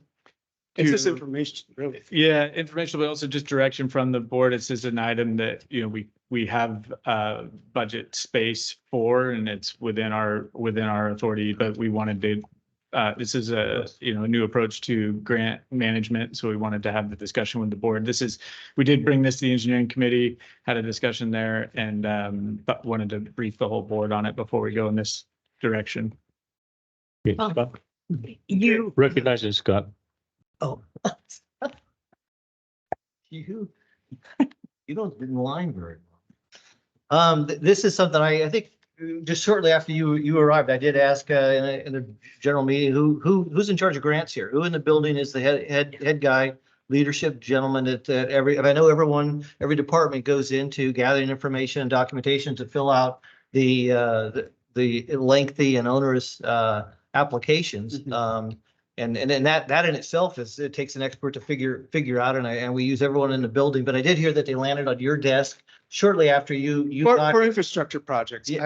I'll give you that. If FEMA has its own, process for emergencies or for, and that's something that operations and engineering work together to get out these grants, apply for these grants. So it's a combination of primarily operations and engineering taking the lead on a lot of the, especially on the federal side, you got to do the benefit cost ratios and figure out all the economics in the project. Well, I'm glad to see you as the lead of addressing this here today and bringing this in force. And I'm totally for and in favor of this. One grant will pay for, will 20 times pay for these fees. And if it's just finding the grant, and the bandwidth in doing this stuff, it's very, very complicated. And I'm glad to see that they're also assisting in it's not just filling the forms out, right? It's providing the right information, the information that they're looking for, and the information this company, and they do work for a lot of our neighboring water agencies. They do this for them, and they're going to know, and they're going to have a lot of let's say experience and knowing what the outcome has been before for not providing the right information and gathering the right information to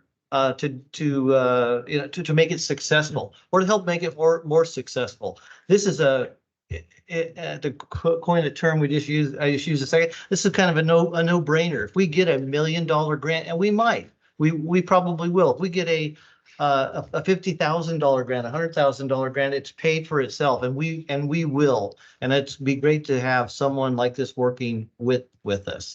But the way I understand. I was next.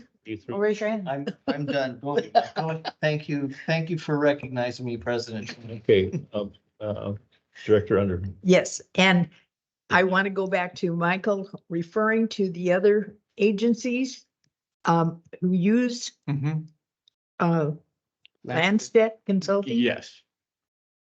Tuolumne, Amador. Amador Water Agency is the one that initially shared this with us, and we've taken a look at the reports that they get from them. And I want to also say, our team has over the years done a very good job of this effort already, but it is a huge work effort. It requires a lot of bandwidth, and as we're taking on more and more work every year and not adding staff, this is something I think that can really help us optimize our grant search and also management, and then just give us that reassurance that we're not missing anything, because we can't afford to miss out on grants. Okay, my other point was, or question was accessibility. I mean, communications are, Yeah, she Like just called that. me on the phone, couldn't make it today, but she just, she's got my cell phone. I have her cell phone. Mhm. Communications is easy because it's a small firm. I talk to the principal. Okay. One of the things that I like is to meet who we're doing business with. And I'd like to see, as they're coming through the area, the stuff in at CCWD just Sure. to.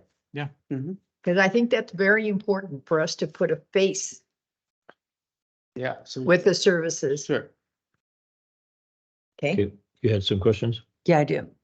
So, the ask today is only going to provide a list of potential, grant opportunity for certain projects that we have, correct? It's I they're think not it's- fit. It's more than a list. They took a look at our needs. They took take an in-depth look at how we qualify in certain areas in our zones, in our service areas, get to know our economics of our systems, and get to know the economics of the people we serve. So it's more strategic in Right. approach, And not- then they have to build That- projects with the criteria in the grant. So it's, yeah, like Mark. So I did read that, so I wanted to make sure, I mean, you're saying if we get one grant out of there, we're still gonna have, like, if we have them process the application management, there's gonna be more fees than just what we're looking at today. Yes. So- Typically, the fees associated with processing a grant, can be added to the grant in Yeah. many cases. Well, because they can get their,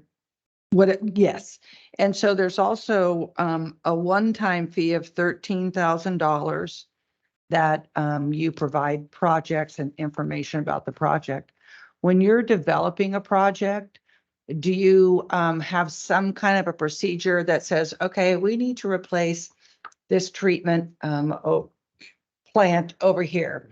And is there a checklist that you might list that say, well, if we use this particular product or go pond instead of full Title 22 or whatever, is it eligible for grants? Or if we do full Title 22, is that more grant eligible? So as you're developing the project, do you have that procedure to kind of already put in line a potential grant opportunity or point out some highlights? I've done grants, you've done grants, so there's certain criteria for the project.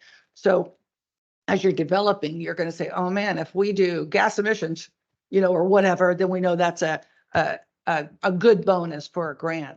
So I was kind of wondering, what is the policy now? What is the procedure now about how we apply for grants or research them? How much time does it take you? There's several websites that I went to that shows you what grants are available, and then each grant has their own criteria and your little checklist.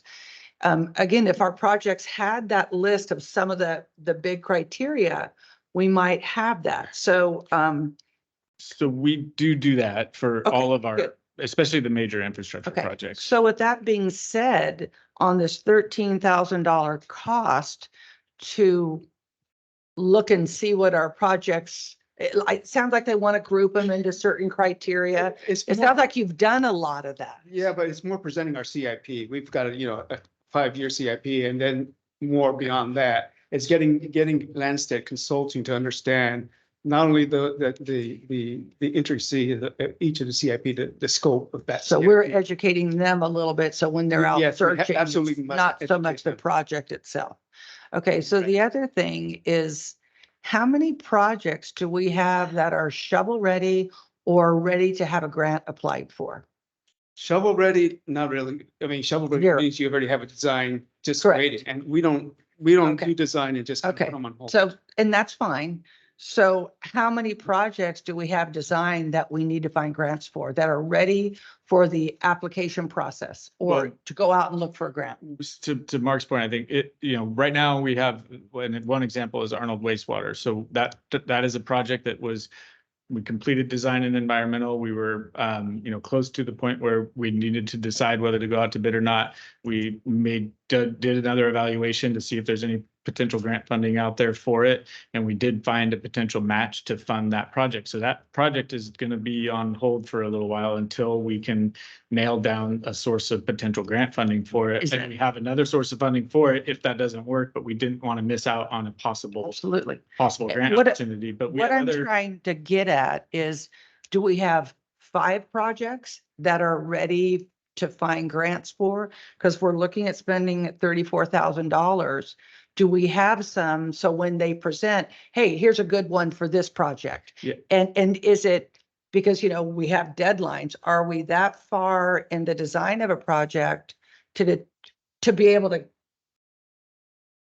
to move forward on a potential funding source that they will present to us? We have That's my projects question. in the design pipeline, but if there's also grants, you know, you can be eligible for the design phase and environmental review for That's true. projects as well. So we don't, but to Mark's point, you know, it costs a lot of money to design some of these projects, and we're not doing it, you know, too far in advance of when we have funding lined up for the project. And then we're also, before we award a consultant contract for design and engineering or environmental services, we would look at whether there's a grant eligibility for that phase and planning phase of the project. In our 5-year CIP that we have right now that were included in the rate study, what was that final dollar amount? You know, that we whittled it away. Where are we at? 85 million, I think. Okay, so 85 million. Of that 85 million, if we paid a company today to start researching what grants, and not all of them are in design phase. So how many of those are in design phase that we could potentially use? I'm just wondering, is now the right time to go into the contract? I think we need something to do it, but do we have enough work ready so where when it comes forward, that 34,000 we spent, oh, good. Even if it's one job that we can apply for, I get it. But are we there? It seems like, We're always you know. ready. We're always ready to present projects. You know, right now I have in design, maybe 10 projects. Perfect. That's what I wanted to hear. In planning phase, there's always planning grants. We have a whole boatload of those as well. So it just has to be constantly evaluated, especially given the criteria of the grant opportunities are constantly changing. And it's also too, I think it is definitely the right time, because it may be that if there's a source of funding available, it may change the order of projects that were, you know, as it happens with the CIP. You know, we have different criteria that we use to prioritize those projects, but one of them is the availability of funds. And so it may move a project if there is a good fit and there's a source of grant funding out there and it helps our CIP, it may change our schedule of projects based on the availability of funds. So I think it's always a good time. We should always be monitoring for available grant funds. So of all of our plants that we have, how many of them are considered being in a disadvantaged community? West Point, anybody else? Sheep Ranch, Sheep parts Ranch. of Arnold. Parts of Arnold, Part, yeah. it's not necessarily a yes or a no. Some of them have portions of the service area that qualify, and other portions that don't. And any grant that we get on any project in any area of the community helps those low income communities, and that we're using funds. We're getting funds to have, and so we have those funds that we wouldn't have are still available to do work in their community. It just seems like California focuses a lot on the DACs. So does I federal wanted grants. to know that. That's state and yeah. federal. Yeah. And so did they give you a list, or do you know whereabouts do they go to research where the grants are? Because like you can go up to DWR, you can go to the state, you know, Yeah. there's clearinghouse, whatever they're called, that you can go to. I went to quite a a couple number, of them, USDA. Bureau of FEMA. Reclamation. You know, so There's and I guess where I'm getting, we need somebody to do something, but. It's a lot of homework, basically. It's a lot. It is. And so are they going to go to other places that potentially we don't see on a regular basis? I think a lot of you get emails like the IRWM, right? You know, we get funding. Here's a funding opportunity. Exactly. So I'm just I just want to make sure that we're not paying to somebody to do something that we're already doing? I mean, I definitely think the grant stuff is there. No, that's part of why we want to do this, is to make sure we're not missing something that we're not, we don't know what we don't know. And like I said, I think we have a successful track record because we do try with each project as they move forward, evaluate continuously potential sources of funding for it. But this would be, they're experts in this. They know where all the different pots of funding are, and they can do it more efficiently than we can. And it helps us address the staffing, bandwidth issues we have in other areas. Do we anticipate it to be about $21,000 per year going forward? She provided a scope for 3 years at that price. Okay. But and we're so the only doing $13,000 It's just a that we're- one-time set. $13,000 is one time, and they're gonna evaluate 20 years or 20 million or that of worth of projects over the next that are lined up back in whatever order we do them. Again, I'm not totally opposed. I'm just, so here's another question, and it was my turn to talk, Do. I believe. So, the other thing is, so you said you're gonna reevaluate at the end of a year. What value do you set where if we got one good hit off of it, or how are you gonna set your expectations if you got your money out of it and you want to go forward? If we get a grant that is sizable and it actually pays for a project where it offsets the cost for the district for other projects, that's a win. One. Yeah. Okay. But I would also add, it may not necessarily, and we'll reevaluate after we have some experience with this, but it may not necessarily mean that it's a failure if we haven't yet secured a grant. But if they're helping us identify sources of funding that we weren't aware of before, or they're helping us match projects up with potential sources of funding that may still yet be out in the future, that's something I would take into consideration also. I don't think we should necessarily say, well, if we don't get a grant this year, then we should, cut them loose. There may still be a lot of value in it. Yeah, I'm just kind of wondering what you guys were thinking, if you knew what that. We also Goal look at was the from- economic situation because the state of California is, looking at like they're running a deficit. So, grant opportunities may dry up a little bit. Hopefully the feds will step up. Yeah. We'll see. Right, so with that knowledge, and we're gonna spend $34,000, is this the right timing? Are we at It's an never- okay time? I mean, like, I would rather have a staff on time, full-time that can do grant writing as well instead of consultants, but that's my opinion. Okay, I'm done. Thank Okay. you. That would be orders Thank of you. magnitude more expensive. I mean, we could go that route, but But the water resource person could be potentially do have that, or the tech. a lot of work for them already. But they will be involved in this effort. It's, as Mark said, it's a team effort. Okay, I get a sense that we are in favor of this. Do I hear a motion? So I agree, we should put this person on. This. Oh, okay, it's a A direction. motion and a second is always an easy way to make sure the I direction is moved, I clear. moved to add Landstead Consulting for as-needed grant administrative services. Second, Okay, let's see if there's any public discussion about this.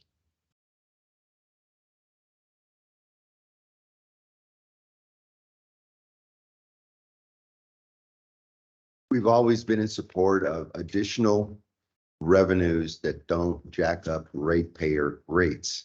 If we can take 34,000 and turn it to 50 or 1 million or 5 million, and you do that on a regular basis, you're going to have a lot more happier campers than you have now. And so I think this is what, try.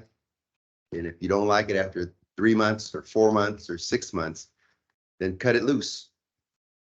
I would support us spending this time because I think it has a potential. Now, if you don't report on it and if you don't let people know what level of progress and success, then they might develop the misunderstanding that it was a waste of money. So you've got to be able to prove this is the value that we got. And that's the only thing I would ask Mark to do, is to make sure that he comes back and says, hey, first 6 months, look at this stuff. It's fantastic. What we got. Thank you. Okay. Thanks for that Mark heard comment. you. Mark heard you. Okay. Rebecca, could you You good? please poll the board on that motion in a second? Director Underhill. Director Ratterman, Yes. Director Davidson. Yes. Director Cicada? Yes. President Thomas? Yes. Keep it. Thank you. Okay, here we're going to, this must be item 4E, discussion and action regarding proposal from Crosno Construction for rehabilitation of the Jenny Lind Water Treatment Plant Clearwell number 2, CFE 11083J. Hello, Kevin. Good evening. Good evening. Yeah. Hate when we hear that. We hate it when we hear that. I know. Hey, well, everybody wanted to step nighttime meetings. All we had to do is get Russ on board. Now we got it. So, I think it's time for another break. no, so this agenda item is about the rehabilitation of the Jenny Lind treatment plant, Clearwell number 2, at our Jenny Lind water treatment plant. So currently, Crosno Construction is our tank contractor on the project in Copperopolis that's rehabbing the existing Clearwell, building a new Clearwell, and then rehabbing tank B and building a new tank. So we thought it was a great opportunity to kind of piggyback off that project. Crosno Construction was the lowest bidder on that project. That was just recently bid for the exact same scope of work that we will be doing at the Jenny Lind water treatment plant. There was 4 bids on that project, and Crosno was a low bidder on all of them for the tank items of work. And then so this project was budgeted for $350,000, and that was just a basic rehab that was blasting and recoating the tank. But upon further investigation, the roof needs to be replaced and the tank walls need to be raised up to provide the additional freeboard.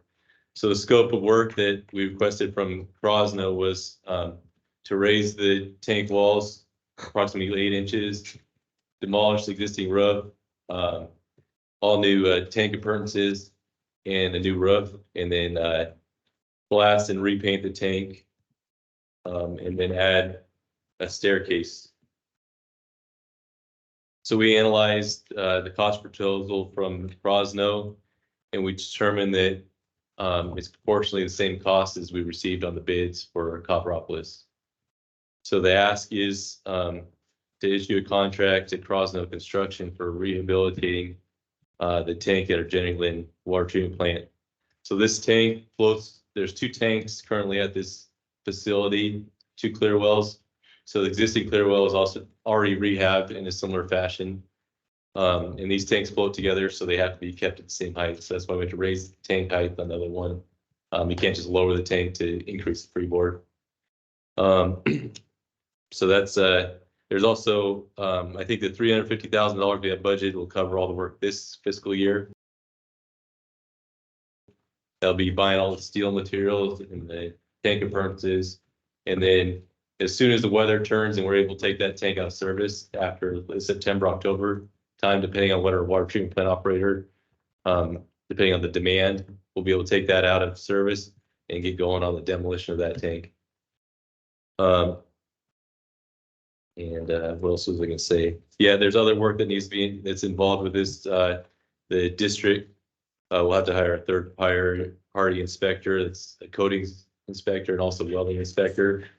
And also we're gonna install a forced air system on top of that tank that drives, prevents disinfection byproducts from forming in that airspace above the tank.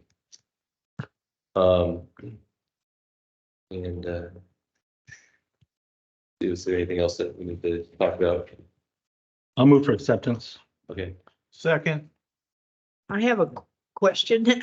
I do too, of course. The fact that we originally budgeted 350,000 and then we came in and we found all of these other things that needed to be done. Why weren't some of them identified to begin with? Thank you. Well, we got a quote for, I think there's like 8 or 10 tanks that have to be rehabilitated. So there's not like so we got tank prices from a vendor to go sandblast and repaint all these tanks as part of a rehabilitation project. That was a number that we put into the CIP. Mm-hmm. So when we got to this point, we actually went out there with the treatment plant operators and they wouldn't even walk on the roof because there's holes in it. We just needs to be repaired. We don't have a choice at this point. These tanks was built in 1991 and it's well past its life for recoating. Just a quick clarification, if I could too, just in the financial considerations, I think we had intended to correct this after the engineering committee. This was presented in the engineering committee, but it says that the budget is 350. We need to increase it by 500,000. And then it says, and an additional 500,000. I just want to clarify, it's not an additional 500,000. The total project budget would now be 850, right? Yeah, it'd be 850 with everything included. Okay. But it's a completely different scope of work. It is a completely different scope of work. That's right. And Kevin, just to give people an idea about the size of a 1,000,000-gallon tank. I mean, a 1,000,000-gallon tank is from that wall to this wall, 30 feet tall. Yeah, isn't this tank in Jalen is 52 feet by 12 feet tall. So it's a big tank, and it's our main tank at the Clear Wells. Well, there's 2 tanks. So we have 2 tanks about that size, and they pump to the A tank from there. So that's and that tank has to be filled twice a day or something when you're in production? yeah, during peak time, Clear Wells operating it, but during the winter time when demand's less, we can take 1 tank out of service and rehab it. Okay. All right. We have a motion and a second. You have a comment? I have a couple of comments. So,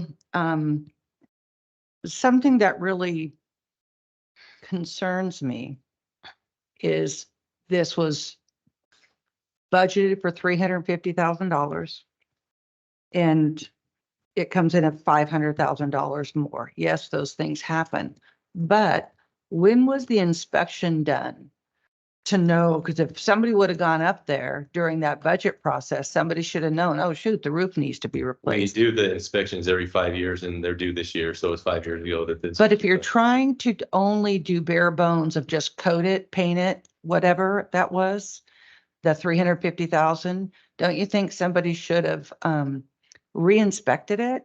And the bigger reason I think that I see is here we budget 350, we do this rate study and rate increase, and now we need $500,000. How does that affect the rate study increase? You know, these are the things that we've got to keep an eye on. And so, and I also heard, because I dialed into the engineering committee, and unfortunately I couldn't respond, but I heard somebody say, well, it's regulation. So this freeboard, if you were going to be even touching that tank and based on regulations that you had to raise it, wouldn't you have said, well, maybe we should, you know, reconsider this $350,000? I'm not saying it doesn't have to be done, but I don't think we can keep coming back with, oh, it's $500,000 more or X amount more. I think somehow something needs to be prevented if at all possible.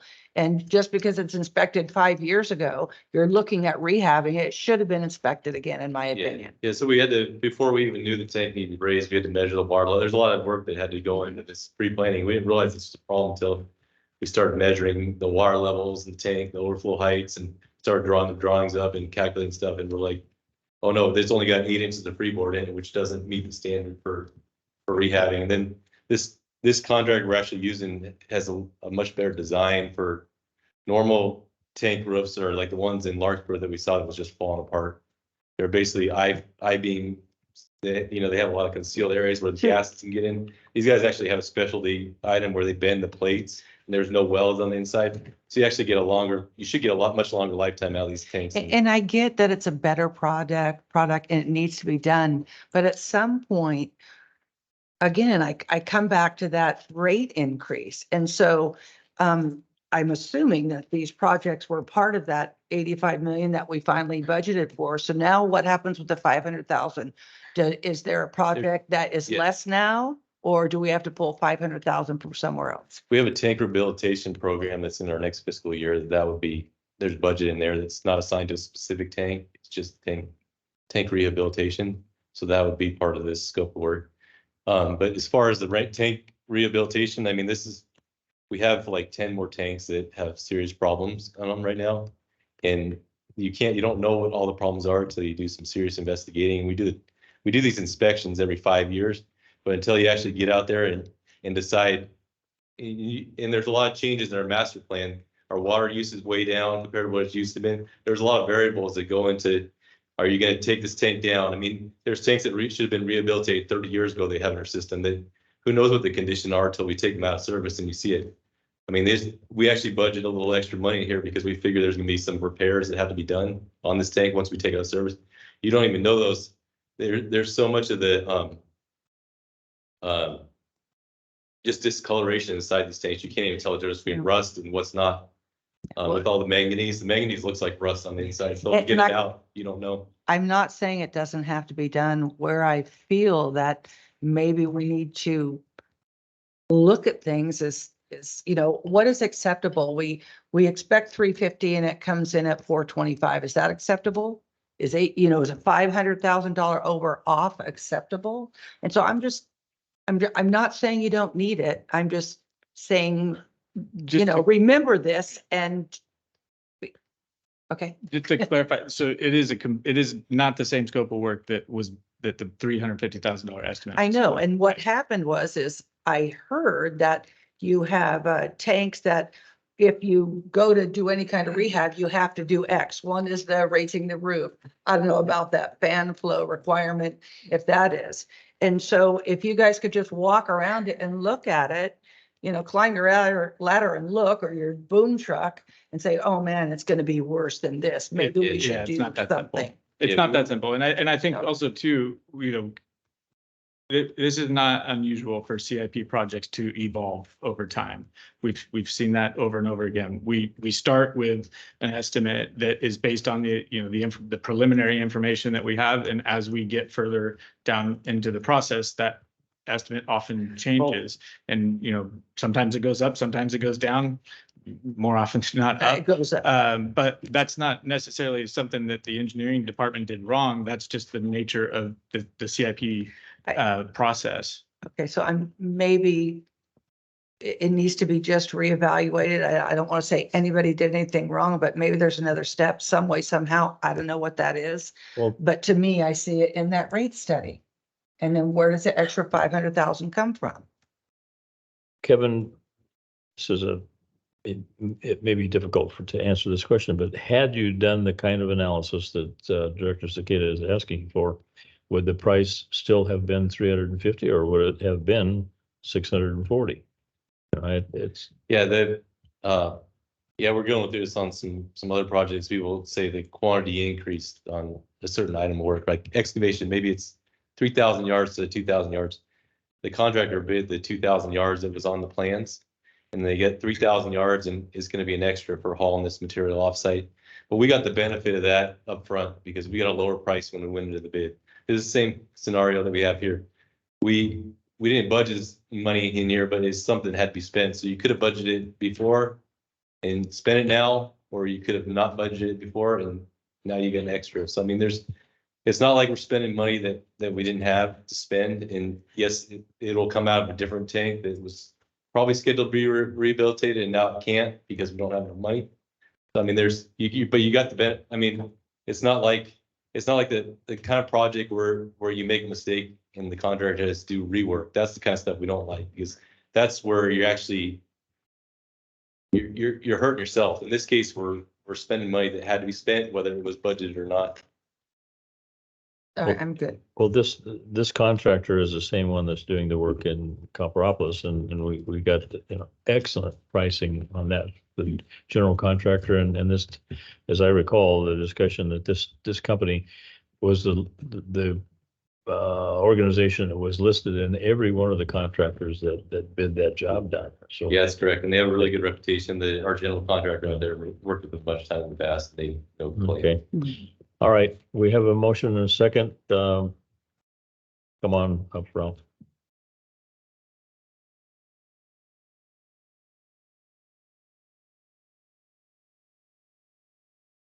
I just have a question on the $350,000 number. You had said that you went around and took an estimate of a bunch of tanks. So what we do is we got our dimensions of all the tanks. Uh-huh. So the rehabs, if you do them within, like if you pass 20 years, you probably do a little bit more than rehab. But typically, We gave them all the dimensions of the tanks, and we get a price for sandblasting, coating the tanks from the painting contractor. And that's the budget numbers, because if we've got 12 tanks, you know, there's a little different problem with every one, you know, and so you budget that, and then we have a line item in our CIP for tank rehabs, and that's money that kind of gets spread out among the tanks for these extras that we didn't account for in just the painting. Okay,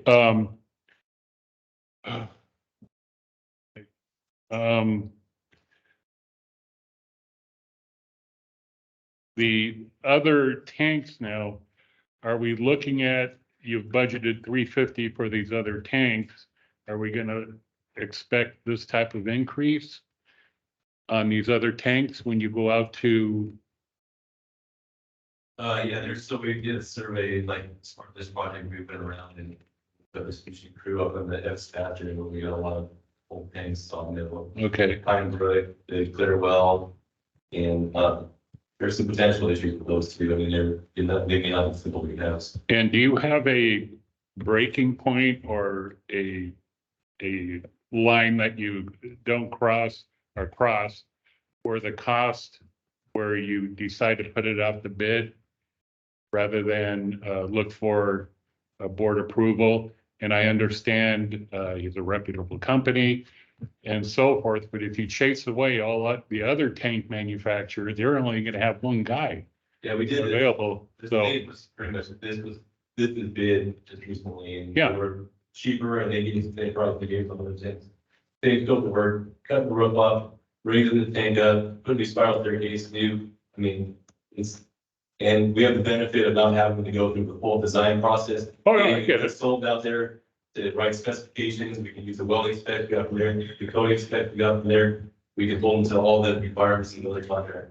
oh, just don't alienate the other tank guys. Thank you. Thank you, Ralph. Pat?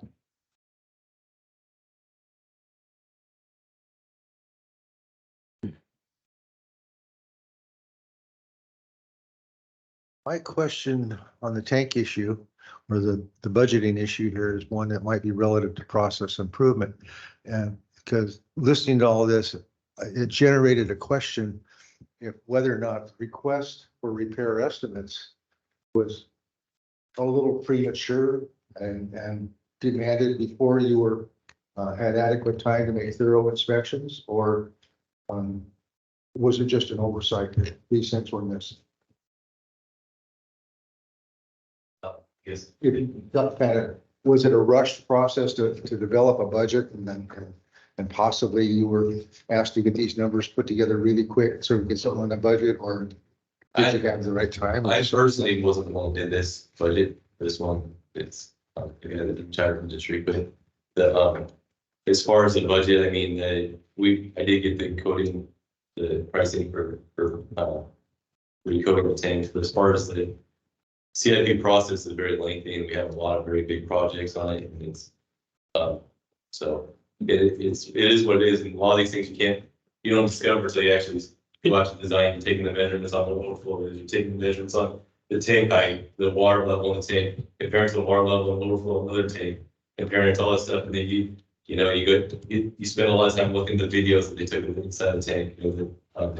There's a lot of stuff that goes into it before you know all stuff has to be there. Without playing a blame game, I was just wondering if there's room for inspection process improvement or inspection improvement or just improvement of the process where inspections are permitted to be totally complete before budget numbers are formulated and presented. So it might just be a situation where, yeah, it's going to be expensive. We're going to have to do it. But if we've done things a little differently, we could have had these numbers all put together. So that's a process thing. Anyway, thanks. And I think what happened, if I'm recollecting this right, was, it's been a few years now, but we actually decided to prioritize some of the tank rehab because of some of the disintegration that hadn't been addressed in a while. And I think what the staff did at the time was just do a basic evaluation of our tanks and say, hey, we're going to make sure that we start putting money toward these tanks because we can't let them continue to deteriorate. So I think it was, I don't want to say, a wag, but I think it was just an assumption of, look, all these tanks, we need to start identifying problems with, and it was just a basic, look, we're gonna put money in some of them, but we don't necessarily fully engineer anything until we're ready to go, because that, if you wait 3 or 4 years, that could all get stale. So I think that it was probably just a guess, an assumption, but it was based on a priority that we made quite a few years ago, 4 or 5 years ago, to start rehabbing these tanks as the opportunity came. So I think that's what it was. It wasn't like hard engineering that went into that. It was an estimate, and I think that's why that's why the scope of work changed. That's why they didn't know the detail. So I would call it an informed estimate based on the expertise of our engineers, not necessarily a WAG, but yeah, it wasn't necessarily based on an individual condition assessment of every tank, which, we do routine inspections, but the level of information here would have required, us to spend money to make sure we had that. I think one of the things to Director Davidson's point, we know we have tanks out there that are in not good condition, and we decreased the budget in the money that we had set aside for tank rehab during the rate study process. We took money out of that, and because of the impact that the CIP had on rate increases, and so we have not fully funded tank rehab over this next 5-year period. It's something that we're very concerned about. But we've also done tremendous work on new tanks, replacing redwood tanks, and we have. It isn't like we've been stagnant on this issue. No. We are aggressively trying to repair these tanks. We have new tanks out in the system. We have tank rehabs underway right now, and this is the next one I think that we're all very concerned about.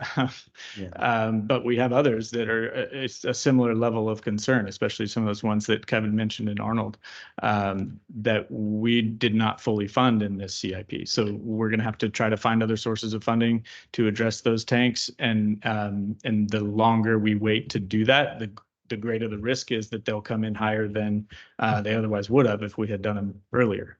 So it's just the constant tension between trying to address our highest priority infrastructure needs without enough resources. So again, not going into the blame game, because I've been in the position this gentleman's in right now myself, so I understand exquisitely how it happens. But Jeff's mention of engineering when you're ready to go raised a concern for me, which is, if we're going to be increasing the volume of the tanks, we're going to be increasing the load upon everything that they sit on. Is there going to be, or has there been, a geologic study to assure the stability of the for the increased weight? So this more some of their earthquake, there's a slosh effect that happens. So you have to have, depends on the diameter and slosh location. It's like 1824 inches to get pretty work above the water surface, so it doesn't take the ball water tank out of service. Thank you for the clarification. Because the clean water, we can't have it escape the tank. Okay, good question. It's going to be a water park. Yeah.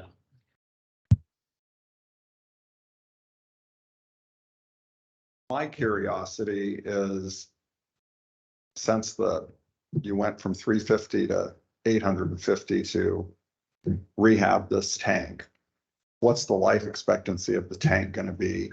What's the cost of just total replacement of the tank, and what would the life expectancy of a brand new tank be? And if you went to a brand new tank, are there grants that are available to help pay for the expenses of putting in a new tank versus rehabbing one that's in bad shape that needs close to $1 million in rehab services? Tank replacement would be significantly more expensive, and there's no grant money available. To Director Cicada's point, Valley Springs is not a disadvantaged community, so highly unlikely we would find any other source of funding for tank replacement or rehab in Valley Springs. But and then as to life expectancy, Kevin, do you have a estimate? They're supposed to put it be about 20 years. And once this is rehab done, you could, if we got a good tank management program, we could go ahead and build those. Good for 60 years? Yeah, they're good first. Yeah, we can recode them several times. So okay. If you do a good job of recoding it, and there's no issue with anything. And those tanks, how old? It was 91, but it hasn't been rehabbed, so that's kind of it's there for a little bit for me. Yeah. Thank you. All right, seeing no other comments here, nobody online. We have a motion and a second. Can you poll the board on this approval? Director Underhill, Yes. Director Ratterman, Yes. Director Davidson. Yes. Director Cicada, Yes. President Thomas. Yes. Would this be a good time to break for dinner or? We've ordered pizza. Yeah. 4F. I thought that's what kept you out of the army, isn't it? Yeah, probably. Okay, this is a discussion action regarding West Point Water Supply Project scope of work. Sam, welcome, Sam. Good afternoon. Thank you. We're here to actually, this is in regards to the project that we have going on in West Point at the West Point Water Treatment Plant. We added a new filter as a redundancy factor for the existing filtration unit that we have at the water treatment plant. All this time we had this old pressure assist tank that was hardly ever used in this time frame since it was taken out of service, or it was still there, but we don't know what the condition of the filter media is in it. And it's been kind of neglected. During the construction phase, it was brought up several times. The operations expressed their interest in removing the old pressure tanks that we had in place. Now that we're at the last leg of the construction, pretty much we have the filter that's ready to go. We've tested it with the supplier and everything else. We're getting ready to close this project, but before we do that, the last ask is we kind of move ahead and remove the filter that will not be used for any purposes. It's occupying a building that we have that can be used for storage purposes on a lot that's already been improved upon and has hardly any other space left to store equipment. We have some tractor plugs that are being used at that facility that can be actually parked inside and be kept away from the weather. So we provided you with a quote that was from the contractor to do this work. It seems like it's actually a really good price considering that the contractor is already there. We won't have to ask for somebody else later on to remove this equipment and do all this work again. And there's another smaller item that requires us to increase the up the existing sump in the filter building. That would allow us to not have any splashing onto the concrete and kind of go out the drainage unit. So those are the two items that would amount to $31,096. And just real quick to add on to that, I appreciate the work the engineering and operations departments have done to bring this to us. And we had a discussion last year, might have been more than, it was about last year, I think, about some of the facilities that we have replaced, but the old facility was left in place over time. And we have a few other locations where that's still an issue, and we still haven't, removed the old infrastructure that has since been replaced. That's something we talked about at the time, building into, making sure that we're more proactive about that we build into the cost of a project and removal of the old infrastructure. This project was already well underway when we had that discussion. But this is another example, I think, of taking advantage of a contractor that's already mobilized, that's already familiar with the site, familiar with the project. It's never going to be this price again. It will only get more expensive. And I don't want us to end up in that situation again where we have old, infrastructure that's been taken offline that is still just taking up space and you know, when are we going to replace it in the future? So we will try to be more proactive about building that into project costs going forward. But this is one we'd like to get taken care of. Okay, go ahead, Director. Cicada.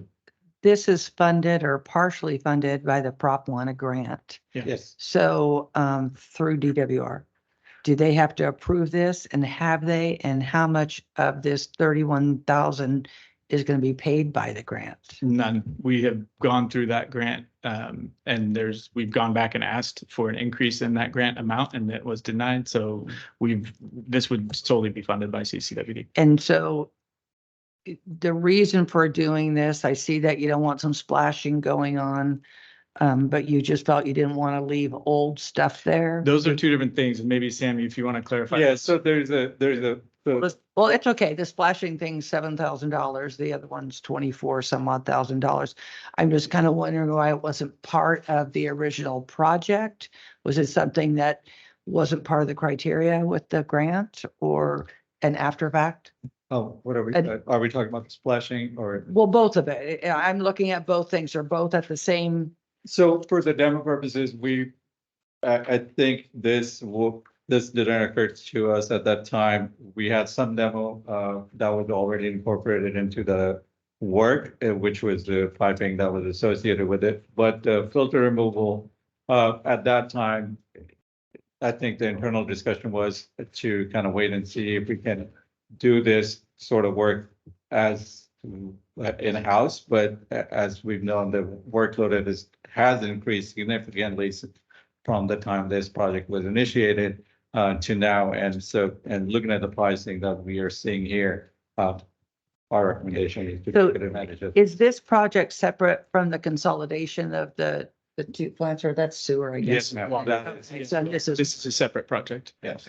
And this particular work can't be included in the other project that's 100% funded? Completely different site, different, that's wastewater, this is water. Gotcha. Okay, that was my questions. Okay, Move for acceptance. Second. okay, motion and second. Any comments on this? Okay, could we pull the board on this one? Director Underhill, Yes. Director Ratterman, Yes. Director Davidson. Yes. Director Cicada, Yes. President Thomas. Yes. Very good job, Sam. We're gonna have you do all of these. All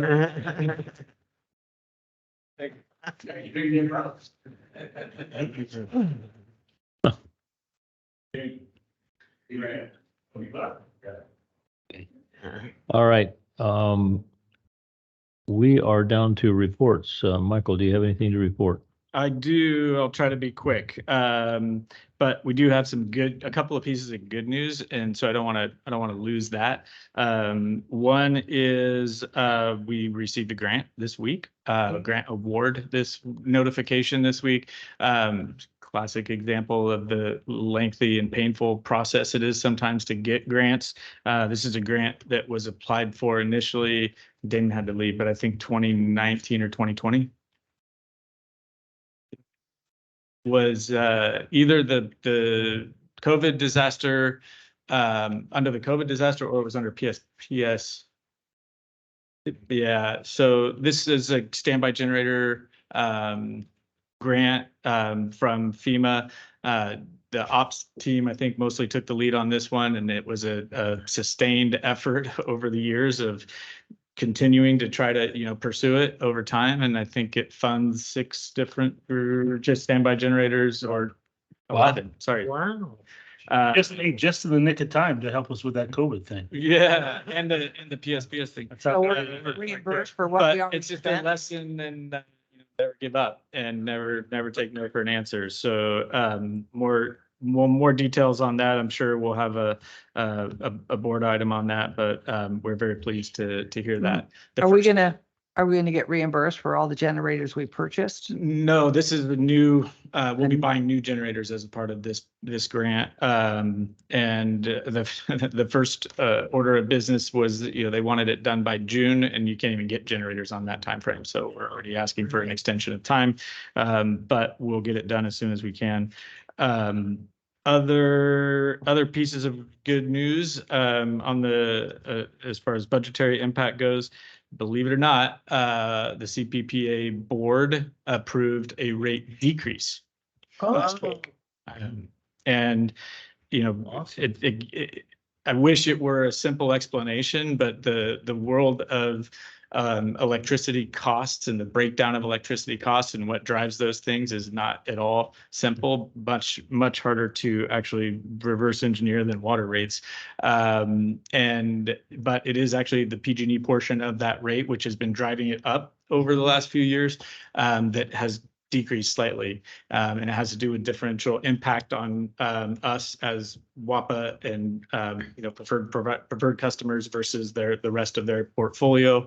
So it's about a 1.5 or 2 cent decrease. I'll bring back more detailed information in a future report, but there's a slight decrease in the CPPA rate, which is good news. I fully expect it will go back up in the near future, but we'll take every cent we can get. Couple of other pieces of good news. Our new engineering coordinator started on Monday. So we welcome Haley Arola. We're very excited to have finally filled that position, and she's hopefully not too overwhelmed this week. What was her background? Haley Arola. What's her background? She's managed multiple offices, but I think most recently she had basically running a vet clinic. And so not wastewater experience necessarily, but a lot of really good administrative experience. And I think she's got a great skill set to add to our team. So we're excited about that. The other good news that I can now announce is a new water resources manager. The person will not be starting until mid-March, but many of you might be familiar with, John Coleman, will be starting as our water resources program manager in mid-March. That's now public. And for those of you that don't know who John is well known to us for many years. He's been an East Bay Mud director for 34 years, including the only chair of UMRA for the 20 years that UMRA has been, 20 plus years of UMRA's existence. He's the only person to ever chair that board. So from East Bay Mud's perspective, he's been sort of the upcountry guy because he has connections locally, has a house in Arnold. He's very excited to be moving up here full time and joining our team. He has a deep background in planning related work, in addition to policy advocacy, government relations, community relations, which are all pieces of water resources. So we're very excited to welcome John, and it'll be a couple more months before he can start, but we're looking forward to that. I talked to him today and told him to bring a water resources specialist with him when he comes. So we're hoping we can fill both of those positions. And then I can also announce, hot off the presses, a new IT administrator. Somebody you definitely all know, Dylan Smith, our current IT tech. And so he's been fantastic for us, and has been through some challenging experiences with us already. So we have a lot of confidence in Dylan, and excited for that promotion. And then we're going to work to immediately backfill his position. So we'll still be short-staffed in IT for a while, but we'll try to fill that spot as soon as we can. IT will only have one. It'll have two going forward. Forward. Yeah, right he's now, still the only one there he's right the now, one. but yeah, we'll backfill his position as soon as we can. Real quick, the Utica agencies have a couple of public meetings coming up. Tomorrow is a couple of public workshops on their application to convert their licenses to exemptions. So there's a morning workshop and an evening workshop. The morning workshop's at 9:30, the evening workshop's at 6. The content, I understand, is supposed to be the same. And then there's a tour in between at noon as well. So we'll make sure we have that staffed. I'll be at the morning one. We'll have a couple of people at the evening one, and we'll be communicating with Utica on that exemption application. the draft has been circulated publicly. We're still in the process of reviewing it, and there's a comment period. And we'll certainly be working with Utica on that. And then also next week, Utica agencies have a joint board council meeting. So all 5 Angels Camp Council members and all 5 directors from UPUD and the 1 at-large member at Utica will be having a joint meeting at Native Sons Hall in Murphy's the 31st. Is that Wednesday? That'll be at 4:30 at the Native Sons. What's the agenda? I haven't seen the agenda yet. So I'm not 100% sure, but Is it in regards to the licensing, that I'm relight? sure that would be a topic of discussion. Yeah. But I've been, I think that's kind of segue into my next update. We've been having some really productive discussions among those agencies and CCWD. I'm excited about the direction that's going in. I think it's, we're moving in a good direction and working on scoping for a kind of a water resources master plan for that corridor that will benefit everybody involved. So a lot of good discussion going on there. So that's obviously a notice. It'll be a notice public meeting. I'll make sure you get the agenda as soon as I see it. And I will be attending that one as well. Interesting. I mentioned already we have UMRA on Friday. A few of these other things I'm going to skip because I can give you an update at the next board meeting, their ongoing efforts. And just that, it's end of January. We did, as long as this meeting is, we were supposed to also do mid-year budget review and our audit. We pushed In this meeting we thought, oh, my. So we pushed those items to the first meeting in February, both because of the substance in this agenda, but also because hopefully Jeff will be back by then. So we look forward to those things at the next board meeting. I'll take any questions.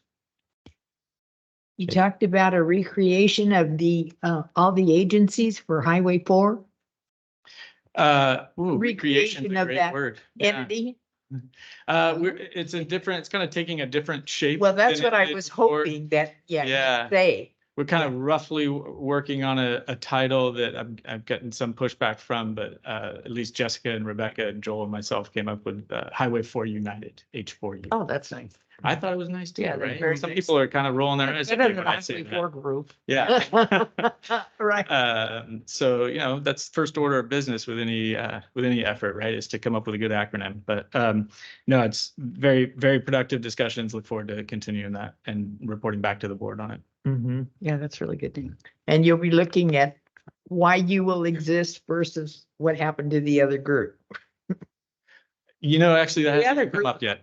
It's been so long since the Highway 4 work group went away It that, stopped at COVID. yeah. And it was, pretty you much, just weren't getting the I think it had, it attendance was, and stuff. And I'm the only one that was like, hey, Cindy, you can do this and you can do that. And, nobody's showing up. it was great for a while, I but did it the might have effort. just kind of Yeah. run its course naturally. And so this is, Yeah, this as is you have your mission and what. Yeah, you this is a want to little bit of a accomplish smaller and- group with a little bit more of a focused mission, I would say. Yeah, But mission, yeah, yeah. we'll be bringing that back Good. for more discussion. Okay, that concludes your report. Is that correct? Actually, just the last item I had was, and I mentioned mid-year budget review. We're already started for budget development and CIP update for the upcoming fiscal year. I'm really hoping, we've been wanting to improve the budget document itself. And so I'm trying to push that forward this year, but with the loss of our accounting staff, and that's a bit of a challenge, but we will try to overcome that and still just continue to try to improve that budget document. So, One of the things I had asked for was that I'd like to see the previous 5 years of actuals under the expenses. sure. And that way, when we're looking at what we're looking at today, we have a little bit better history, not what was budgeted, the actual. We usually Yeah. do that, but I think we usually only go back 3, but if we wanted to go back 5, we could Well, provide that as well. I don't know, it needs to be 5 years if we're looking into COVID stuff, because that'll skew it, I think, a little bit. A lot wouldn't has it? changed over that Yeah. period of time. Anyhow, Yeah, thank you. absolutely. You didn't mention anything about NCPA? Any new developments on that? We continue to meet. And so, yes, there are, there's progress on that front, and I'll provide the board with an update in the near future on that. Okay. All right, going on to board reports, starting down in Ebbets Pass area. On the left? Yeah, on the far left. Okay, charges on customer bills for use of a credit card. We're up to $3 and how much? Well, there's a fixed transaction fee for online transactions of $2. And then if a customer uses a credit card, there's a surcharge of 3.9%, I believe it is. It's a pass through, right? Yeah, that But goes that's to a- Tyler. That's a pass through to the, Somebody. right, the $2 transaction fee goes to Tyler, the credit card surcharge goes to the credit card company. or Okay, the because I keep payment thinking processor. of, Cindy's experience with it, the charges. Well, they're When you ridiculous, were- and I don't think CCWD should be absorbing those charges. It was It is, $100,000. it is. Got rid- Man, it was like 80,000 when I first started that CCWD It's gone up, absorbed and, yeah. and it's, the thing is there's, almost everybody I know, I get my nails done and I have to pay the surcharge. It's there, it's common. They can write a check or they can do, whatever, actually they could do online banking at their bank for probably free and they would just print and mail. We don't like mailed checks, I get it, but yeah, I'm sorry, they have options. Okay, and those are the things that I want to, talk about. Because I'm hearing from a lot of, the customers talking about the added charges. Well, I don't know, like debit cards are usually cheaper than credit cards are. Yeah, we can bring that to the finance committee. Mm-hmm. Yeah. If you would, Absolutely. okay. Oh, I'll be there. Oh, the finance? Yeah. But are you through with your report? I'm through. Yeah. Okay, go ahead, Scott. It had a Aqua JPIA meeting in Roseville, 2 days, last week, Wednesday and Thursday, we had meetings. This Sunday, be flying down to San Diego. We have, speaking of strategic planning, Aqua JPIA is putting together their strategic plan on Monday and Tuesday. We have a full session both days, be working on that. And then we have a regular scheduled Mountain County meeting on Friday, the 2nd next week. And on the 31st, I'm Aqua Federal Affairs Committee meeting is meeting via Zoom. That's my got a busy week next week. I also wanted to bring something up on put together. Historically, we've had this before. Nothing ever came of it during the Minkler administration. We have not had this committee, but prior to that, we had a property committee that looked at all of our properties that we own and don't use. We pay property tax, or maybe we don't, but we have sitting in. We have a lot of property sitting, and I'd like to, and I'd be happy to be on that again. I was on it in the first place. We looked at all these properties, we came up with ideas, and nothing has ever happened with almost any of those properties. But I would like to bring that back to attention. It's a potential moneymaker, and also just to clean it up. I mean, this is part. We don't need them. We don't need them. Is We it don't just use them, CIP or something? and they're valuable. Yeah, it does come up every once in a while, a couple of different parcels in particular that might have some value. I know the county has some interest that we've had some discussions over the last year, but happy to do that. I think when we brought this up before, we talked about it internally. We were thinking of bringing it to the engineering committee and then going from engineering committee to the board, but we could do it differently if the board wants to do it differently. Well, I'm asking our current president to put together an ad hoc if he's. That was on my list of stuff to do today. Wow. Impressive. You bet. That's all I got. There's still plenty of time left in the day, so. Yeah. It's not dark. It's not even dark yet, yeah. I have nothing. There is gonna be a number meeting, Friday that I plan to attend. And, just a side note that, John Colvin and I were there at the inception, and Terry, Woodrow. Us three members have been there since UMRA's inception, and he's done a great job there, and I'm super excited to see him over here on our side. UMRA has done, it's changed dramatically over time, but it's probably become one of the most valuable JPAs that we've been a part of, particularly now with the forest management, forest restoration, the millions of dollars of grants that we've received. I've always been proud to serve on that, but I feel it's an honor to have served with John and Terry on that committee, along with all the others, but for so many years. He's really done an excellent job. I'm glad to have him on staff. You might be next in line to chair UMRA then. I guess, right? I'm looking for more stuff to do. Yeah, right. Yes, your turn. So over in my district, District 2 in Mountain Ranch, the county has 4 candidates running for district supervisor. And so they're doing a Mountain Ranch Town Hall Friday, February 2nd at 6 o'clock. So I'm going to go. I don't know if anybody else is. But Where? at the Mountain Ranch Community Hall in the little town there. Be interesting. I don't think we'll be joining you soon.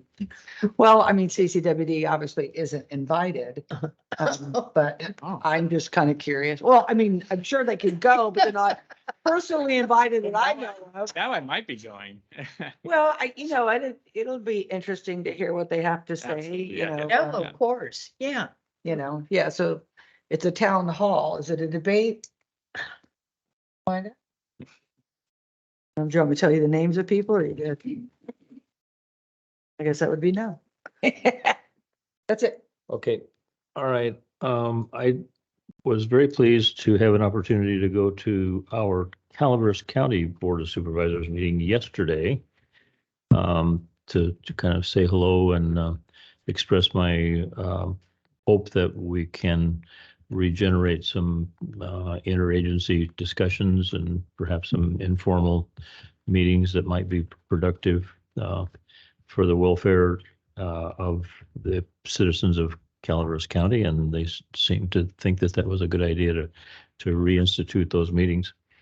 One of the things that was discussed there was somebody else mentioned earlier, the trillion or billions of dollars worth of deficit that the state is facing, and how I think it was Gary Toffanelli, Supervisor Toffanelli, was reminding all of us what happened in 2008 and 2009 when the state was short on funds and withheld funds for significant amounts of money for a significant amount of time.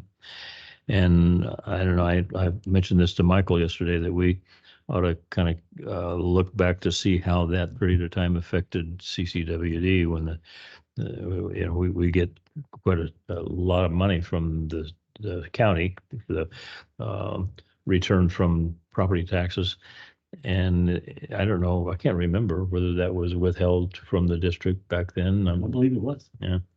But So don't they have to have, if you have your funds earmarked for a particular project or pot, I thought that they either couldn't or they were limited in how much they could take, right? Or borrow, excuse me, withhold. well, We'll get some answers on that. And Yeah. report back. we're going to be having to look into that.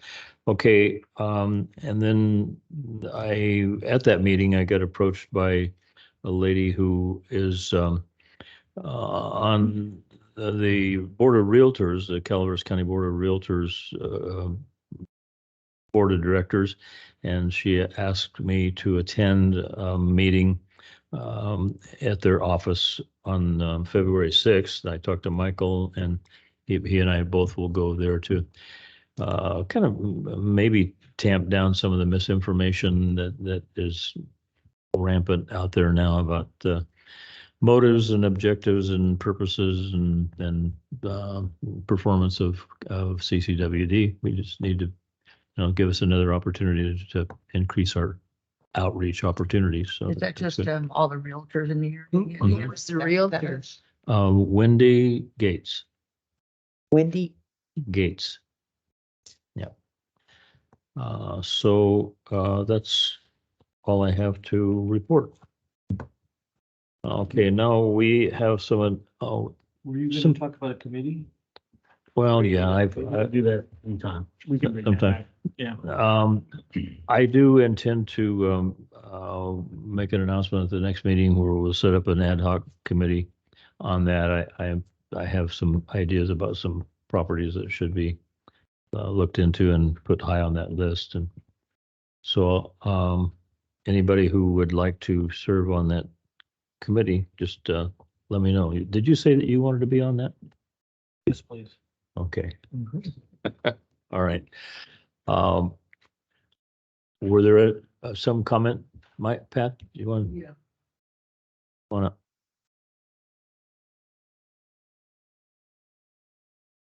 Today I received an RFI about digital payment fee transactions.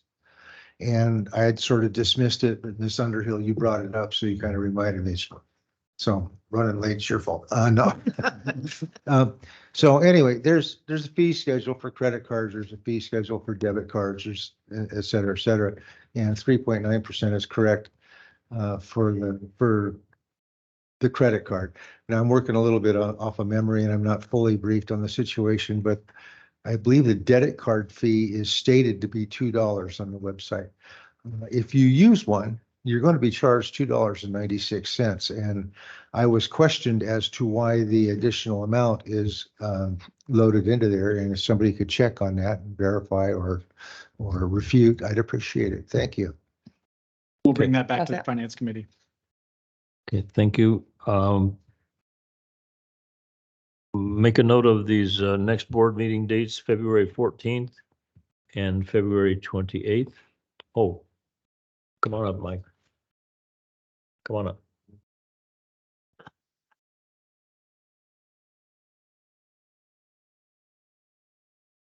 Are we allowed to have questions about the consent agenda? It is not. You didn't open it up for it, Well- so that's why I wondered. But the consent agenda is typically not open for discussion unless the item is pulled off and You then, have to pull an item ahead. If you pull the item. And then we're required to get, if we pull it, then we're required to allow public comment on it. Okay. Other than I pulling it. wondered why it was bypassed, because I had a couple of questions. But the next time, if you have a couple questions during public comment, you can ask a board member to pull it. I didn't realize that you weren't going to open it up for public I just comment. try to tell you how it goes. after. Otherwise, I would have asked the questions in advance. Okay. And if you have questions on either of those items, Yeah, feel free to yeah, reach you out. can We'll come back happy to us and answer. Yeah, Yeah. After we adjourn. yeah. Yeah. after the pizza comes. Yeah. Okay, you noted the next meetings. We're now going into closed session. Item 8A, conference with legal counsel, anticipated litigation, significant exposure litigation pursuant to subdivision D2 of the government code, section 54956.93, potential cases. Wow, okay.